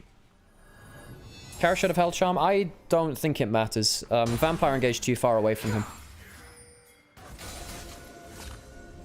And I think after that point, you're not landing the engage anyway. Not with Vampire, with no flash and no combo. At this point in the game, anyway. Herald now started up. Be the second objective of the game for top esports. Cream doesn't have teleport. Does have ult coming up soon-ish. Yorick getting some alone time on tower. Teleported down towards that bot side. I guess Sion could ult towards that to clear out the wave. Doesn't need to, though. Close enough. Dragon up now. Is Dark Procession going to come through? It is. Not going to get that Q on target. Pantheon coming in towards mid lane. Monkey, that's the third ult. That's not been good. Okay, no, the top one top side was fine. That's the second ult that's not been good from Monkey. 369 lost half his HP in that trade, by the way, to Cube. Does need to be careful with that. Dragon now likely for WE. Pushing towards the other lanes, though. Mid lane, outer turret is already gone. Top lane and outer turret going to get pushed into by Cream. No grubs, of course, to make that easier to take. Kanavi putting some vision down. Top esports doing a good job of putting vision down into WE's side of the map. 369 might die here. I mean, he can also... I mean, he can just ult under turret too. Ooh. Turret shots onto Monkey. Herald into top side. This is a mistake, by the way. Top esports would have taken this anyway. And the second Herald charge does less damage. That's a mistake by top esports, by Kanavi. Don't summon that there. We'll spot that out in that brush too. They don't have grubs to do that much damage to the tower, but WE, I don't know if they're safe defending this, actually. 4 people strong topside now. Good Demolish comes up from Crisp, who has it on there. 2 turrets pushed in. So the Herald play doesn't really make a difference. 369 clearing the other side has Qs and Sunfire for wave clear. Is Sharelia on Yorick Coroner's build or not? No. Or do you mean Cyrilda's? Cyrilda's is not, no. Teleporting towards the mid lane. Hang on, this might be an overplay here. Who's coming in? It's the Realm Warp. Jump comes through. Hostile takeover is magnificent. Kara's going to be forced to jump away. Taeyun getting some good damage back towards them. Kanavi might get taken down by Taeyun. While all this happened, Vampire has been massacred by the front line of top esports. Kanavi survived the play by Taeyun, and Taeyun was not there for extra damage. Taeyun might have tunneled too much on towards the dog, and Karas has no cooldowns left to escape the Sion. 369 chomps down on him. W3 from Kanavi comes back off a cooldown. Top esports punish the overengage from W. The macro from top esports is so much cleaner. W are getting schooled by top esports in terms of macro right now. Absolutely schooled. This mid game's so good from top esports.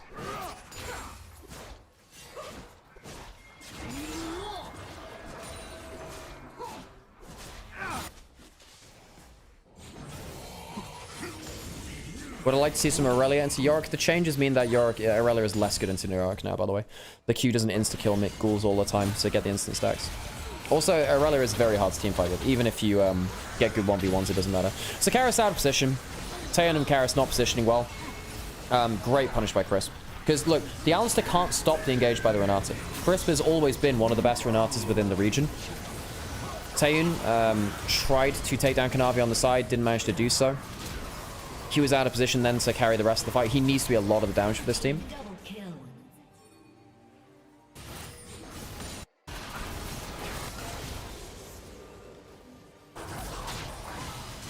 Bot turret now falling. Karas does have ult. Is there a Rune Prison to come through? Ult comes through from the Sion and completely misses. He's going to ult through the base for reasons I'm not entirely sure of. You can get a Honey Fruit from the base, I guess. Okay. Pantheon ult now going towards Sion. Mate, I don't actually think you kill him. I'm not gonna lie, I don't actually think you kill him. Is there a blast cone available? Okay, maybe he does. Black Cleaver Sundered Sky actually pretty good at killing tanks. 369 knows he's dead. He's gonna clear out some minions.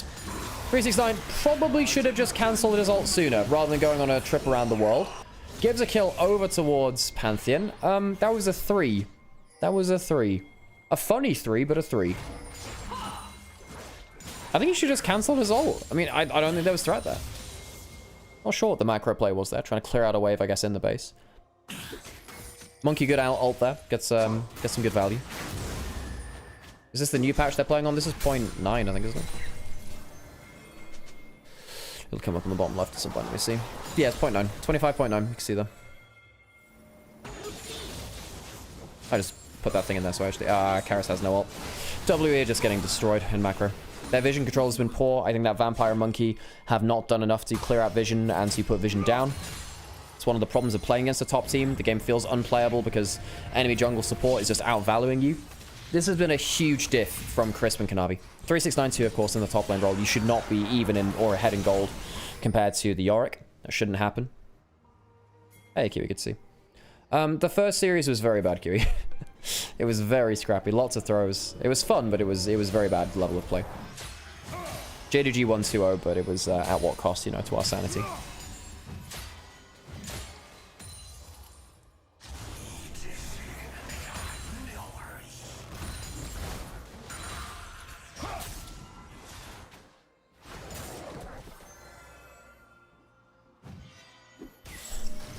Dragon up in 10 seconds will be the second free of the team. Tenacity and heal shield power. Actually quite important to both sides. Technically, the Yorick Q is healing. So you get value off of Chemtech Dragons for your Q healing. Same thing with Sundered Sky as well. Shield's very valuable towards Sion. Technically towards Renata as well. And the Tenacity important to both sides too. Top esports, 5,000 gold lead. Or, yeah, 5,000.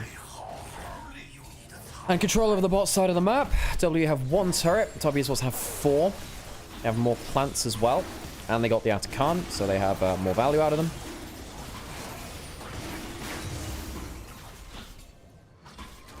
Dragon goes down.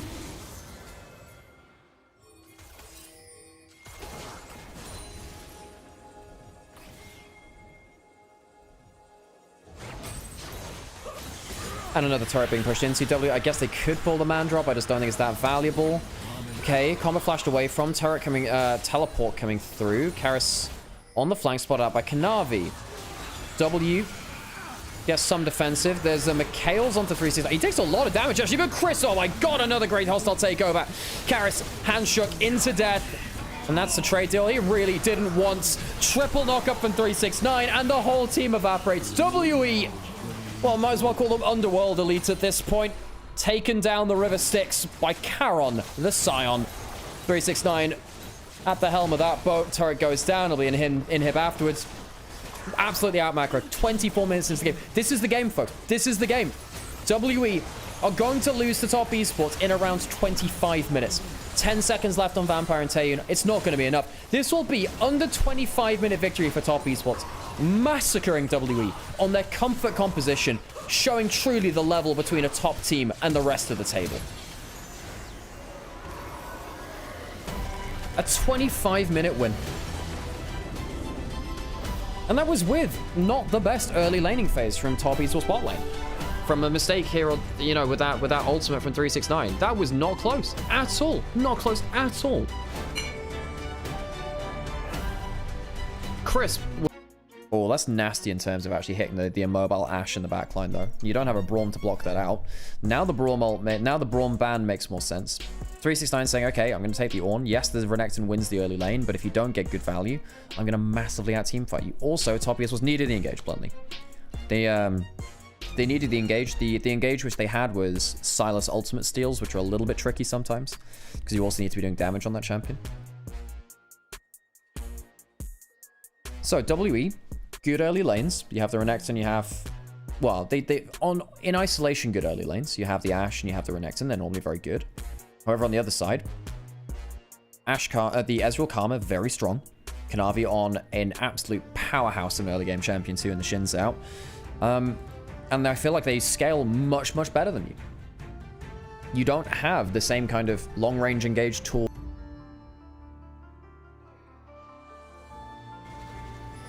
Alright, see the Gyos. 欢迎来到英雄联盟。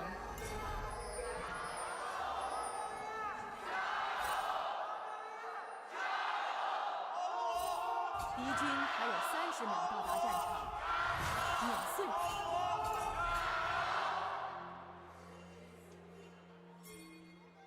Crowd is fairly active here in Xi'an. Said, I like Xi'an. It's a nice city. It's got very good hot pot. Very good barbecue, by the way, if you ever go out there. You can get kind of like barbecued meat skewers. Very, very nice. Like, you can go to restaurants and you've got people walking around with megaphones holding like beef, pork, chicken, lamb skewers. And like, just give you a bunch of them for the table. It's really good, actually. The food was awesome out there. Very, very good. So, level 1. We're going to get a flash hook. Does he need it? I think you just had the flash there, Chris. Flash is now. Does he use that heal? Doesn't have move speed anyway. Chris, my dude, just flashed the level 1 hook. Well played by WE, scatting up there for the level 1 play. But also, why did they play like that? Chris, just flash. Don't ego it. It's an ego there. Once again, the early game from bot lane of Jack11 Chris, a little bit awkward. Double E from Cream. Lethal Temper now hit from Karis, though, which is a bit nasty.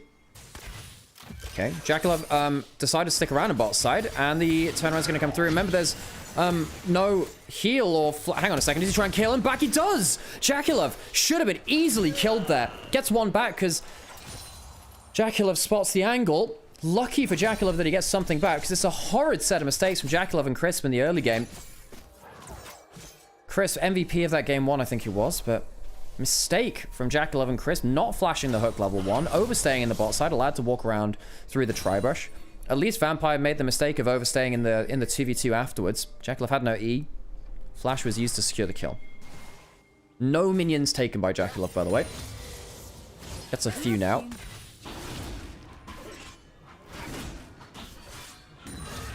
God, what has happened to top esports? Like I say that, like...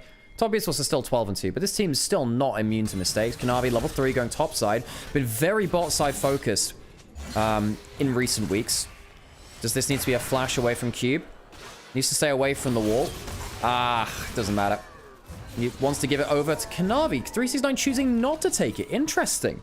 Surprised that he didn't immediately seize upon that opportunity. Ward now onto the bot side. Control ward onto that blue buff. The early goal from the assist on Vampire, allowing to get that that control ward to put down. Early laning phase from Karis has been fine. Monkey now leaving his blue buff to immediately go topside. It's because there's a stacked wave. He needs this push in now. 369 doesn't have flash, doesn't have his wave really there. Jungler's not there. I just spotted out a load of words which were not true. He did have flash. He did have the wave there. You know what I meant, though. Just wanted to crash in that wave. Takes a hard trade. We'll teleport back to lane now. He gave up the kill in that top side, remember. It allowed it to go to Kanavi instead. Teleport back. Cube gets the kill on the other side instead. So the individual matchup going to the way of Cube in terms of the early kills. Monkey. Good dropping of a camp there. I think Monkey has been very, very good for W compared to expectations. Kanavi took that control ward on bot side, by the way, and took his top side. Now doing a reverse clear. What you do with that is kind of like you clear some camps top side, go bot side, and you work your way back up to your remaining camps otherwise. He's a level up, and he has double buffs. Gets that smite as well. Monkey. Kanavi. Flash doesn't quite get that knock up. Cream was coming over. I think that would have been a kill, actually, with Cream being able to connect with the flash E afterwards. Kanavi now a level up. Oh, this is a problem for Monkey, isn't it? This is a problem, isn't it? Because Kanavi saw he didn't have blue buff. He's a level up.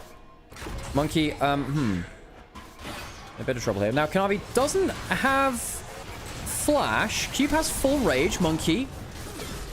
Low HP. Kanavi getting some good work from the passive. Oh, the empowered. Oh, that W was insane. Double kill for Kanavi on top side.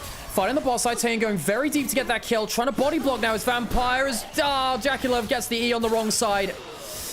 Vampire body blocking well. Taeyun, Vampire, 2v2 killing Jackalow and Chris, who picked for lane dominance and have been slaughtered in the bot side. 3 kills for Taeyun now. However, Kanavi 3 kills in the jungle.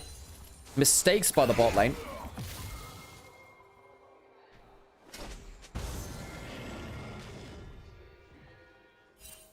Not gonna lie, folks. I've been spurting out some massive bullshit in terms of the actual casting stuff that I've been doing. Level 6 hit by Cream. Does he have teleport to get back towards lane? I presume so. Yes, he does. So hook lands onto Chris. Did have healed. Uses it late. And what happens here? Just gets chased down. Waits until the ignite. goes off. Didn't get the entire empowered ultimate, not the empowered ultimate. Yeah, you know what it is, the empowered W. Now what happens here? E's the wrong side. I think if he actually E'd on target, I think that would have killed, by the way. He might have been able to get the kill there, especially with the press the attack damage bonus. 369 once again doing very well into cube. Gonna go back and hit the flower. Yay, flowers.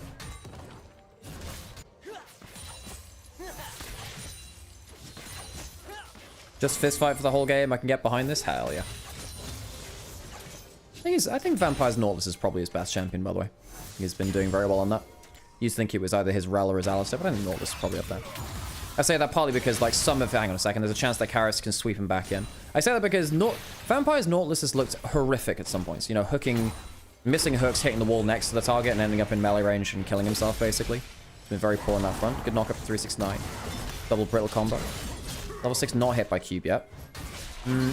No flash available for two of these. 369 might have to use his ult to wave clear through this now. Monkey's coming topside. Does 369 wave clear out? Does he want to save his ultimate? Yep, saves his ultimate. You saying they should have banned the Naut rather than the Seraphine? Yes, I think so. Yes, I think so. Look, we know that Vampire has a small champion pool. If you're going around to second phase and he's not banned out, I mean, aren't you just giving up a free win condition? Vampire off of comfort is very poor. We've seen that with his Na'Vi gameplay. We've seen it with his enchanters before. He's not typically a very good player of enchanter types. Even on like the half enchanter or the Rakan, lost that recently, you know. He needs to be engaged. His worth noting that his Braum is also not done that well. Does he won a single enchanter game? They lost with his Karma, lost with his Nami, lost with Bard. Across his career. He won one Bard game last year. Lost his Milio games. And won one Renata game out of 3.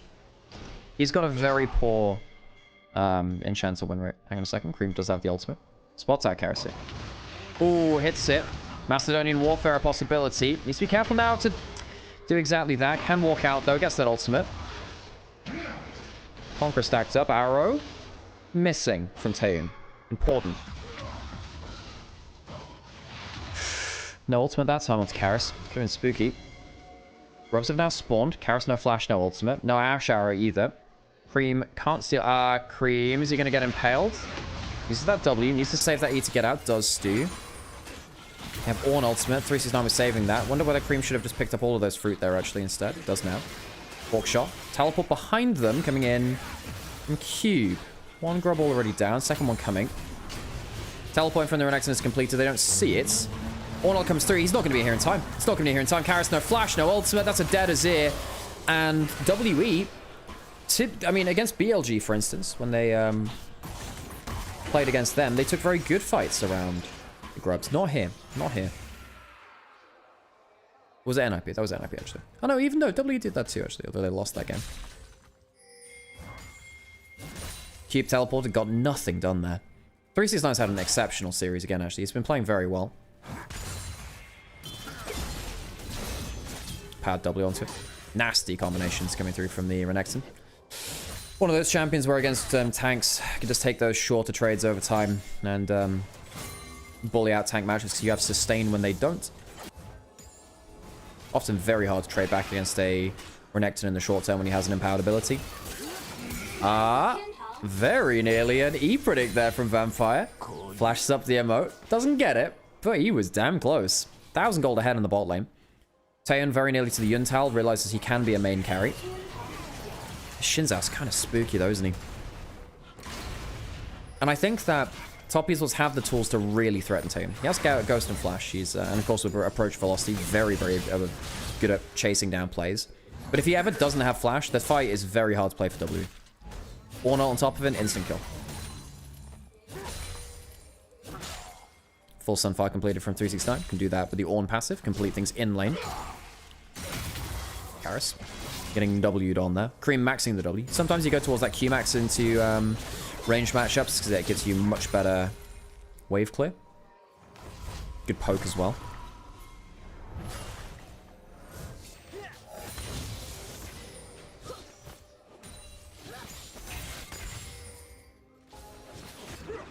teleport back in from 369. Goes back for the regen now.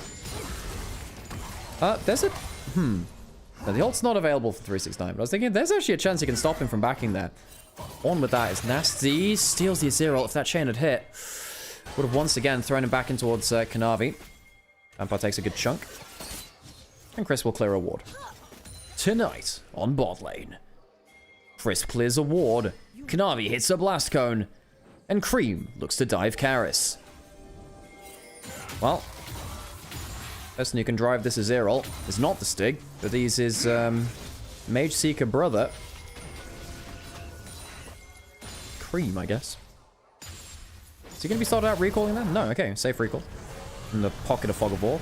Monkey going into the bot side river. Wants to avoid river across what could have been in that pixel brush down in the river. Taeyeon very far ahead. He played the early lane very well. Punishing a disrespectful Jack 11 Crisp, who didn't play 2v2 that well today, actually, or the 2v3 especially. We know that top esports can just sometimes randomly fall apart. Some say. Some say he had a 20-match win streak on Tristana. And some still remember when he flew into the sun against top esports. All we know his name is Cream. Kanavi goes forwards. Vampire. That was an ultimate of all time. Does get out alive. Taeyeon pop the ghost and the flash. Great sidestep, actually. If that ultimate had hit onto Jaculov and cleanse, I think it would have forced the cleanse. Now the problem is no summoners. 369. Q onto turret. Gets aggro onto him. That means it's not going onto Kanavi, though. Drops on the other side. 369 will get out from under turret with that flash. Taeyeon goes down. Really good roam from 369. Very good roam.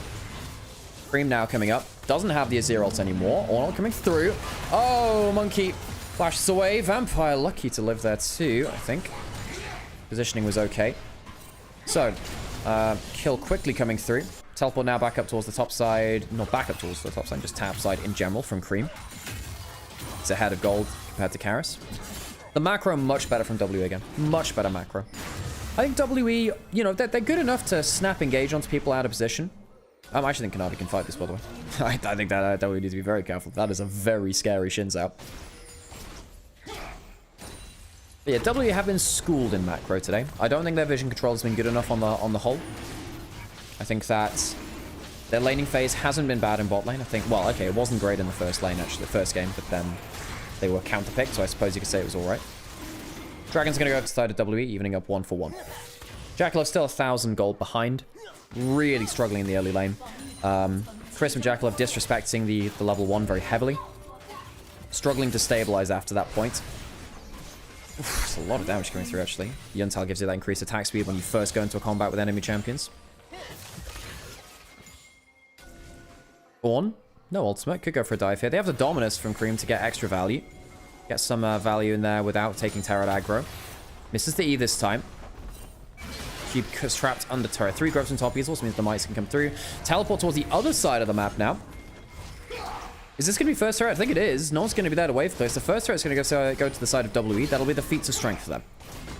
Good escape there from Cube.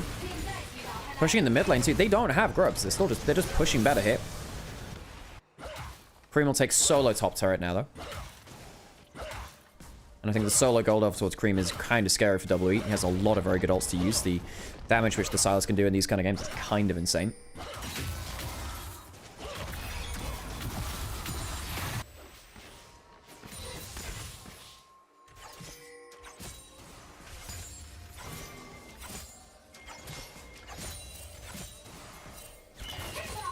Map hacks from the Ashe. Firing that hawk shot into the enemy jungle. Cream, level 11, can use that second level of Dominus. Comes through. Pops it early. Kanavi up on the top side. Gets enough CC. Teleport behind them. Here comes the Ornn. They can't stop him getting to the play. Cube does have flash. I think he's going to die. It's just whether they can get one on the other side. Flash to the other side of him. Ashe Arrow lands onto the Karma. Impale does not land onto the Ornn. The Renekton dies. A bit of an overinvestment now from WE. Hoping that would be able to turn things around. I think they're just missing tools now. 369. It's a grass proc onto Monkey. Dashed out of the Impale. And suddenly that's what 4 ultimates used from WE. Nothing to show for it. Didn't have a cross map. Typically quite good at responding quickly to plays on the map. But the setup was not there. Top esports. moving first because they knew the play was coming in advance, and WE, while they're quick at reacting, not that good. Taeyun doesn't have ult now. Chris going forwards, and Taeyun, as strong as he is, can't survive the 1v2.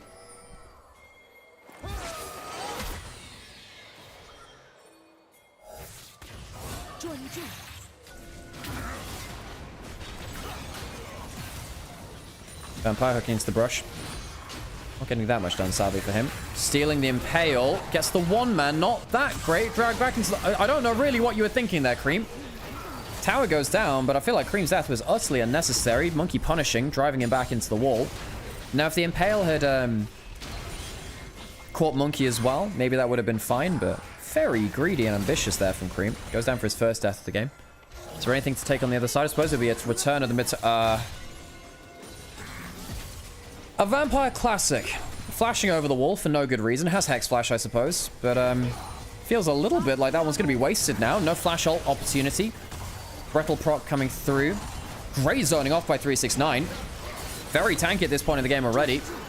Oh, he's just absolutely throwing his wallet at them. Saying, look, I got a Sunfire Cape. What can you do about it? That was, See, that's the kind of Flash I know more from Vampire, isn't it?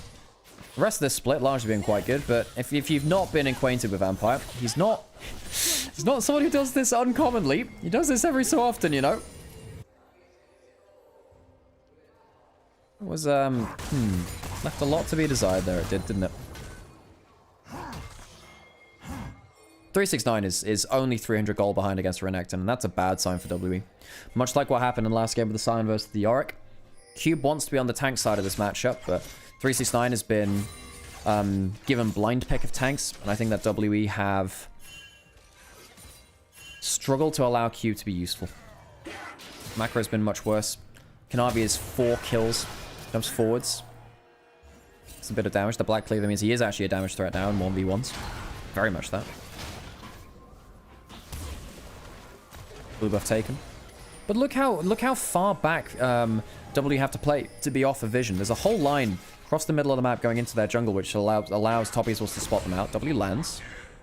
Taeyun has no ghost, does have flash. If WE were in the LEC at their current form, would they be a playoff team? Yes, they would be. Yeah, they would be. I think they are better than the likes of Heretics, say, for instance, who just about slotted in. I think they would be sick, though. I think GX are actually quite a good team. Jumping forwards. Grace gets the slow. Monkey does have flash, doesn't want to use it. Doesn't have to. Yeah, I think W could be like 6th in LEC right now. I don't think they'd be one of the top teams. No, I don't think they would be. I think that other teams would just deny... I think they'd deny the counter picks from... not the counter picks, the support picks from Vampire. I think he wouldn't get over a fearless best of 3. I think he would struggle. And this is an over-engage. Going way too far forwards. Karis might be able to... Does he put up a Sun Disc? Maybe not. Cream comes through. Macedonian Warfare potential. Cubes into the backline. Not bad, actually. Here comes Taeyun. They need him to do damage. He's not there right now. Karis gets some damage onto 369, actually. But Vampire caught out. It's currently a 1-for-1. Will end up being a 1-for-2. Not a bad response from WE. Yeah, W knew they were up shit creep without a paddle. You get something back at least. But again, the reason this works out for top esports is their vision control is much better. It's a much better game from them. From top esports in regards to vision control.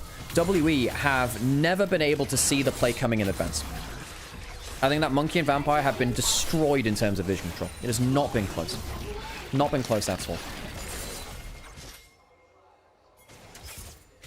The Ashe is now back to even in terms of gold to Jackalope. Jackalope has clawed somehow 4 kills back. 4 kills for the Ezreal.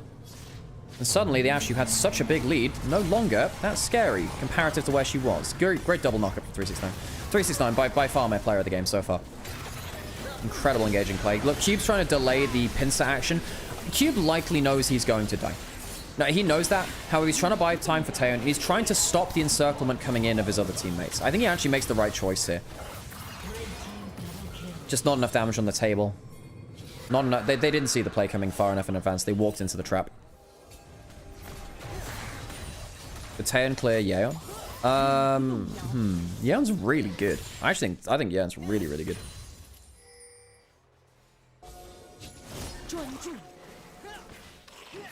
Taeyeon clears any LEC, ADC. I think he's really good, but I think that's really vastly underrating Upset, Kalist, and Hansama. I think they're very good. Is Yan the best in the West? I actually think Kalist and Upset might be better than Yan right now, but it's a good fight. I want to see that internationally, you know? Atacon up and available, 2,000 gold lead for top esports. However, they're a team which I think scale very, very well through their top lane role. I think that 369 is going to be very, very hard to kill. Taeyeon has gone for, you know, the Phantom Dancer and the Yuntal, so it's attack speed items, some raw AD, yes, but no pen, no percent HP, of course, either. Been a long time since Ash could really go Blade the Ruin King.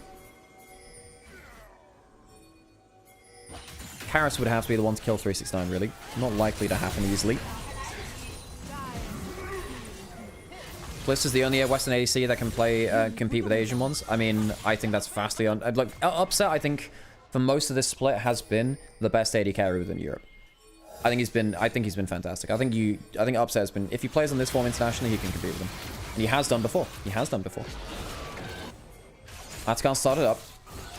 Ornn has teleport, being checked by Karis right now.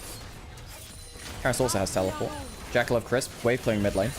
2-item spike from Ezreal, of course, nasty, nasty spike. Atacon pulled off of, and Kanavi finds Vampire. Drive by, Vampire does have flash, might have to use that a little bit early. Impale comes through, but Shinzo ultimate gets good value, and Cream gets himself an Impale too. Doesn't use it. Ash Arrow onto the Ezreal, not actually achieving that much though. There was a Mikhail's onto Crisp too. They don't blow the cleanse, which was on cooldown for Jackal. All the Mikhail's. Bit of a free ultimate there from Taeyeon. Not getting that much value. Hans is underwhelming, IMO. He's been the most consistent member of G2 by far, I think. And I think while he's not been as explosive, I think Hansam has been very, very consistent.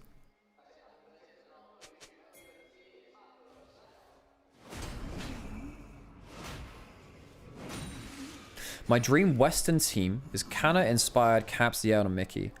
I mean, right now, I'm not sure I'd pick Caps. I think Caps right now, for the first time in a while, is outside of the top 3 from the LEC mid laners from this split. I think the 3 best LEC mid laners this split were Humanoid, Vladdy, and Nuke. I think those are the 3 best mid laners in LEC. And I don't think Caps is top 3. He's not played well this split. Humanoid, have you watched Humanoid this split? Humanoid has been very good this split. Yeah, he's had his ints, but I think he's been better than Caps by far.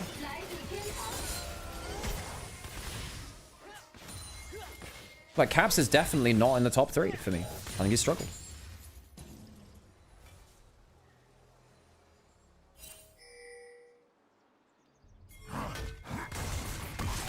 Caps is better than Vlad in the G2KC match? I don't even think that's true, is it? Caps has caught out of position a bunch of times. Vladdy on the Silas was still very good even in the game that they lost. And I think after that point, Vladdy outvalued.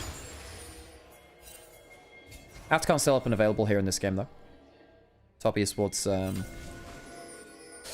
looking to get that vision line again. Just look how dominant their vision control is. Just W have no idea what's happening. And they're gonna... Like, I get it that it is still only a 2,000 gold lead. W have actually managed to stabilize quite well, but... You know, Dragon's up in a minute. Atacon's up now. Top esports get that vision line back for themselves. Have advanced notice of where WE are on the map. And WE, they're the ones which have to play much more reactively. Hook misses. Monkey gets that wall stun, but can't get the Impale. The E was buffered. The E was pressed before the CC landed. Hops over the wall, even though the wall stun comes through very, very close. Good reactions there from Jackal. Needed. Imagine if Xiao had done that earlier with some Zhonya's or something. Crazy, isn't it? Okay, Atacon started up. No flash, no Impale from Monkey. Big loss. Asher comes through, lands onto Ornn, who goes unstoppable. Decent damage onto him, but again, he's the tankiest guy in the whole goddamn map. Comes through with the call of the Forge God. Where's it going? Goes towards Cube, and the flash, the Skarner. If there's no smite, that's going to be bad for your Atacon, and that's a great arrow from Cream. Karis forced out of the fight. He doesn't have teleport, won't be able to join that well. Cream might be able to even flash forward for a chain. So, now what do top esports do? Do they go Dragon for the soul points? They go Atacon. They're going Atacon right now. And it looks like there's Shield the other side of the map. I mean, Baron is available too. They have their choice of objectives. Renekton's going to take the Dragon. Top esports say, well, we're not going to go towards that Dragon. Cube will solo that out. Ezreal should be able to spot that out, actually. They should be seeing that. Atacon will be taken by top esports. Monkey up in 10 seconds. Pushing in other lanes. So it's going to be Dragon started W, so top East was forgoing Soul Point, instead taking the immediate benefit of Atakan, the XP and Adaptive Force it gives him, the on-kill effect. Not sure I love that. I think Ocean Soul is nasty as hell for top esports.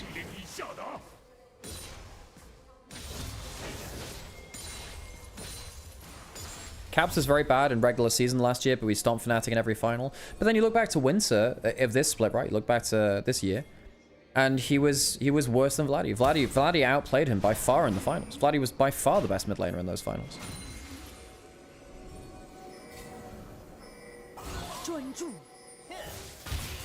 Jackie Love. Oh, good damage there, actually.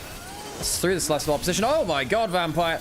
Very nearly staked. Has that flash, trying not to use it, and maybe being rewarded for it, actually. Jackie Love gets shuffled away, but has an E. Anyway, Karras gets the kill. Chris now going down as well. Maybe Vampire has baited them in, but no. 369, it comes to play again. Where's Cream? Trying to get some damage on the back of it. Taeyeon now made to free fire. Cube going forwards. Does he have empowered abilities? He does, but he's got a Starix as well. Kanavi, a little bit of damage, jumping forwards to the hook, cancels out the dash. Really well played. Vampire somehow baiting top esports into die. That might be something which we can leverage to take that mid lane out of turret. Cream can recall, teleport back out onto the map, though.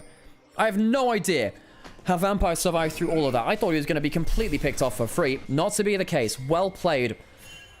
Teleport into the mid turret now. Can it save it completely? No, it'll die just afterwards. Cream back out onto the map, though. Very nearly assassinating multiple people in the backline. Top esports a reality check there. Jackie Love going too far. Actually hit some blind skill shots. That was good. Jumps over again. Hits the W afterwards. W into the ult. Wolves block the next bit. Very close on that next Q. If he hits that, it's fine.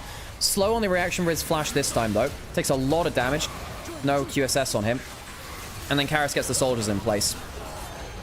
No, I think Cream does a good job of answering in kind, I suppose, but huge mistake there from Jackie Love to go too far off of vision. Great bait by Vampire, knowing the rest of the team is around. I don't think he necessarily expected it to work out like that, but it ended up working out in their favor. Great hook at the end of this from Vampire to get the return kill. Alright, 3 items for Jackie Love, 3 items for Taeyeon, both working towards their 4th. 1,000 gold lead in the mid lane, so Karras ahead of Cream for now. And he has the feats of strength, which are pretty good right now. It's a cheaper upgrade for less effect, but makes it much easier to buy in mid game.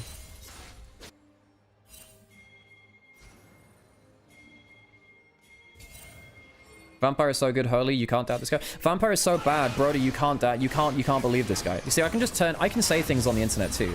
I can also just say things on the internet too, you know?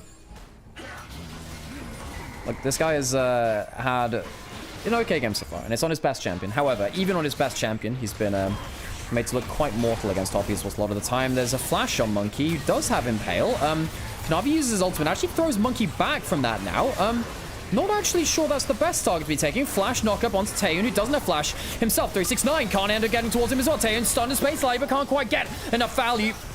Nautilus ult used onto the Nautilus himself, and oh, Vampire. That one is the mortality of man. You've been trying to flee with unholy immortality. Better fight for 369. Top esports and crew this time. 369. Why I said not for 369. I actually had a very good fight last time. Don't know why I said that. It's just the first name on my my list. Was that a 2 for 1? 3 for 1, was it? 2 for 1. Top esports pushing into the enemy jungle though.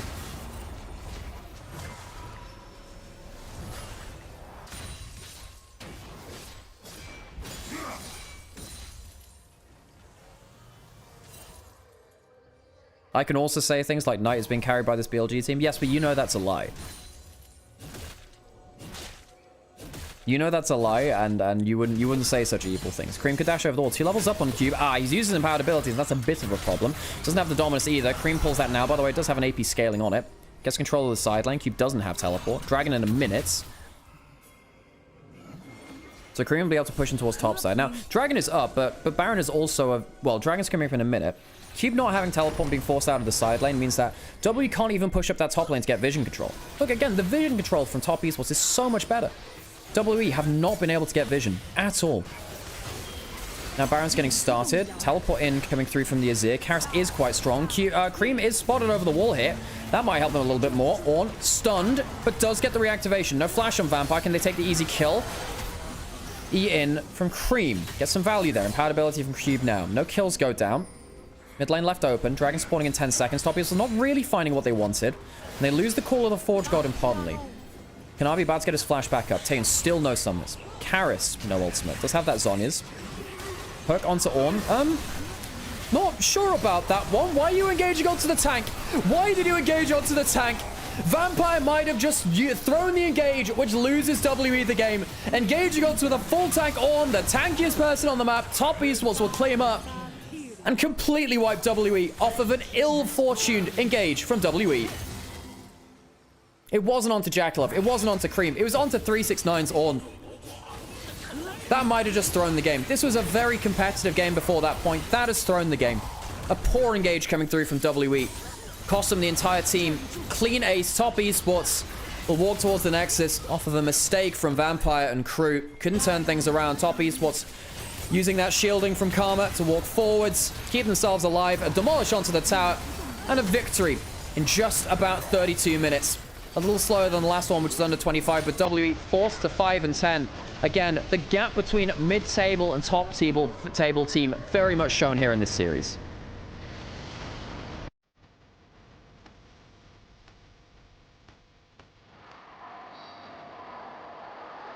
So anyone want to tell me that was good from Vampire now? Anyone want to tell me that now? How are you feeling about that one, folks? How do you feel when your favorite player throws a series? It's, Alright, so WE down to 4 and 10. 5 and 10 rather. So they are a series ahead of NIP, but they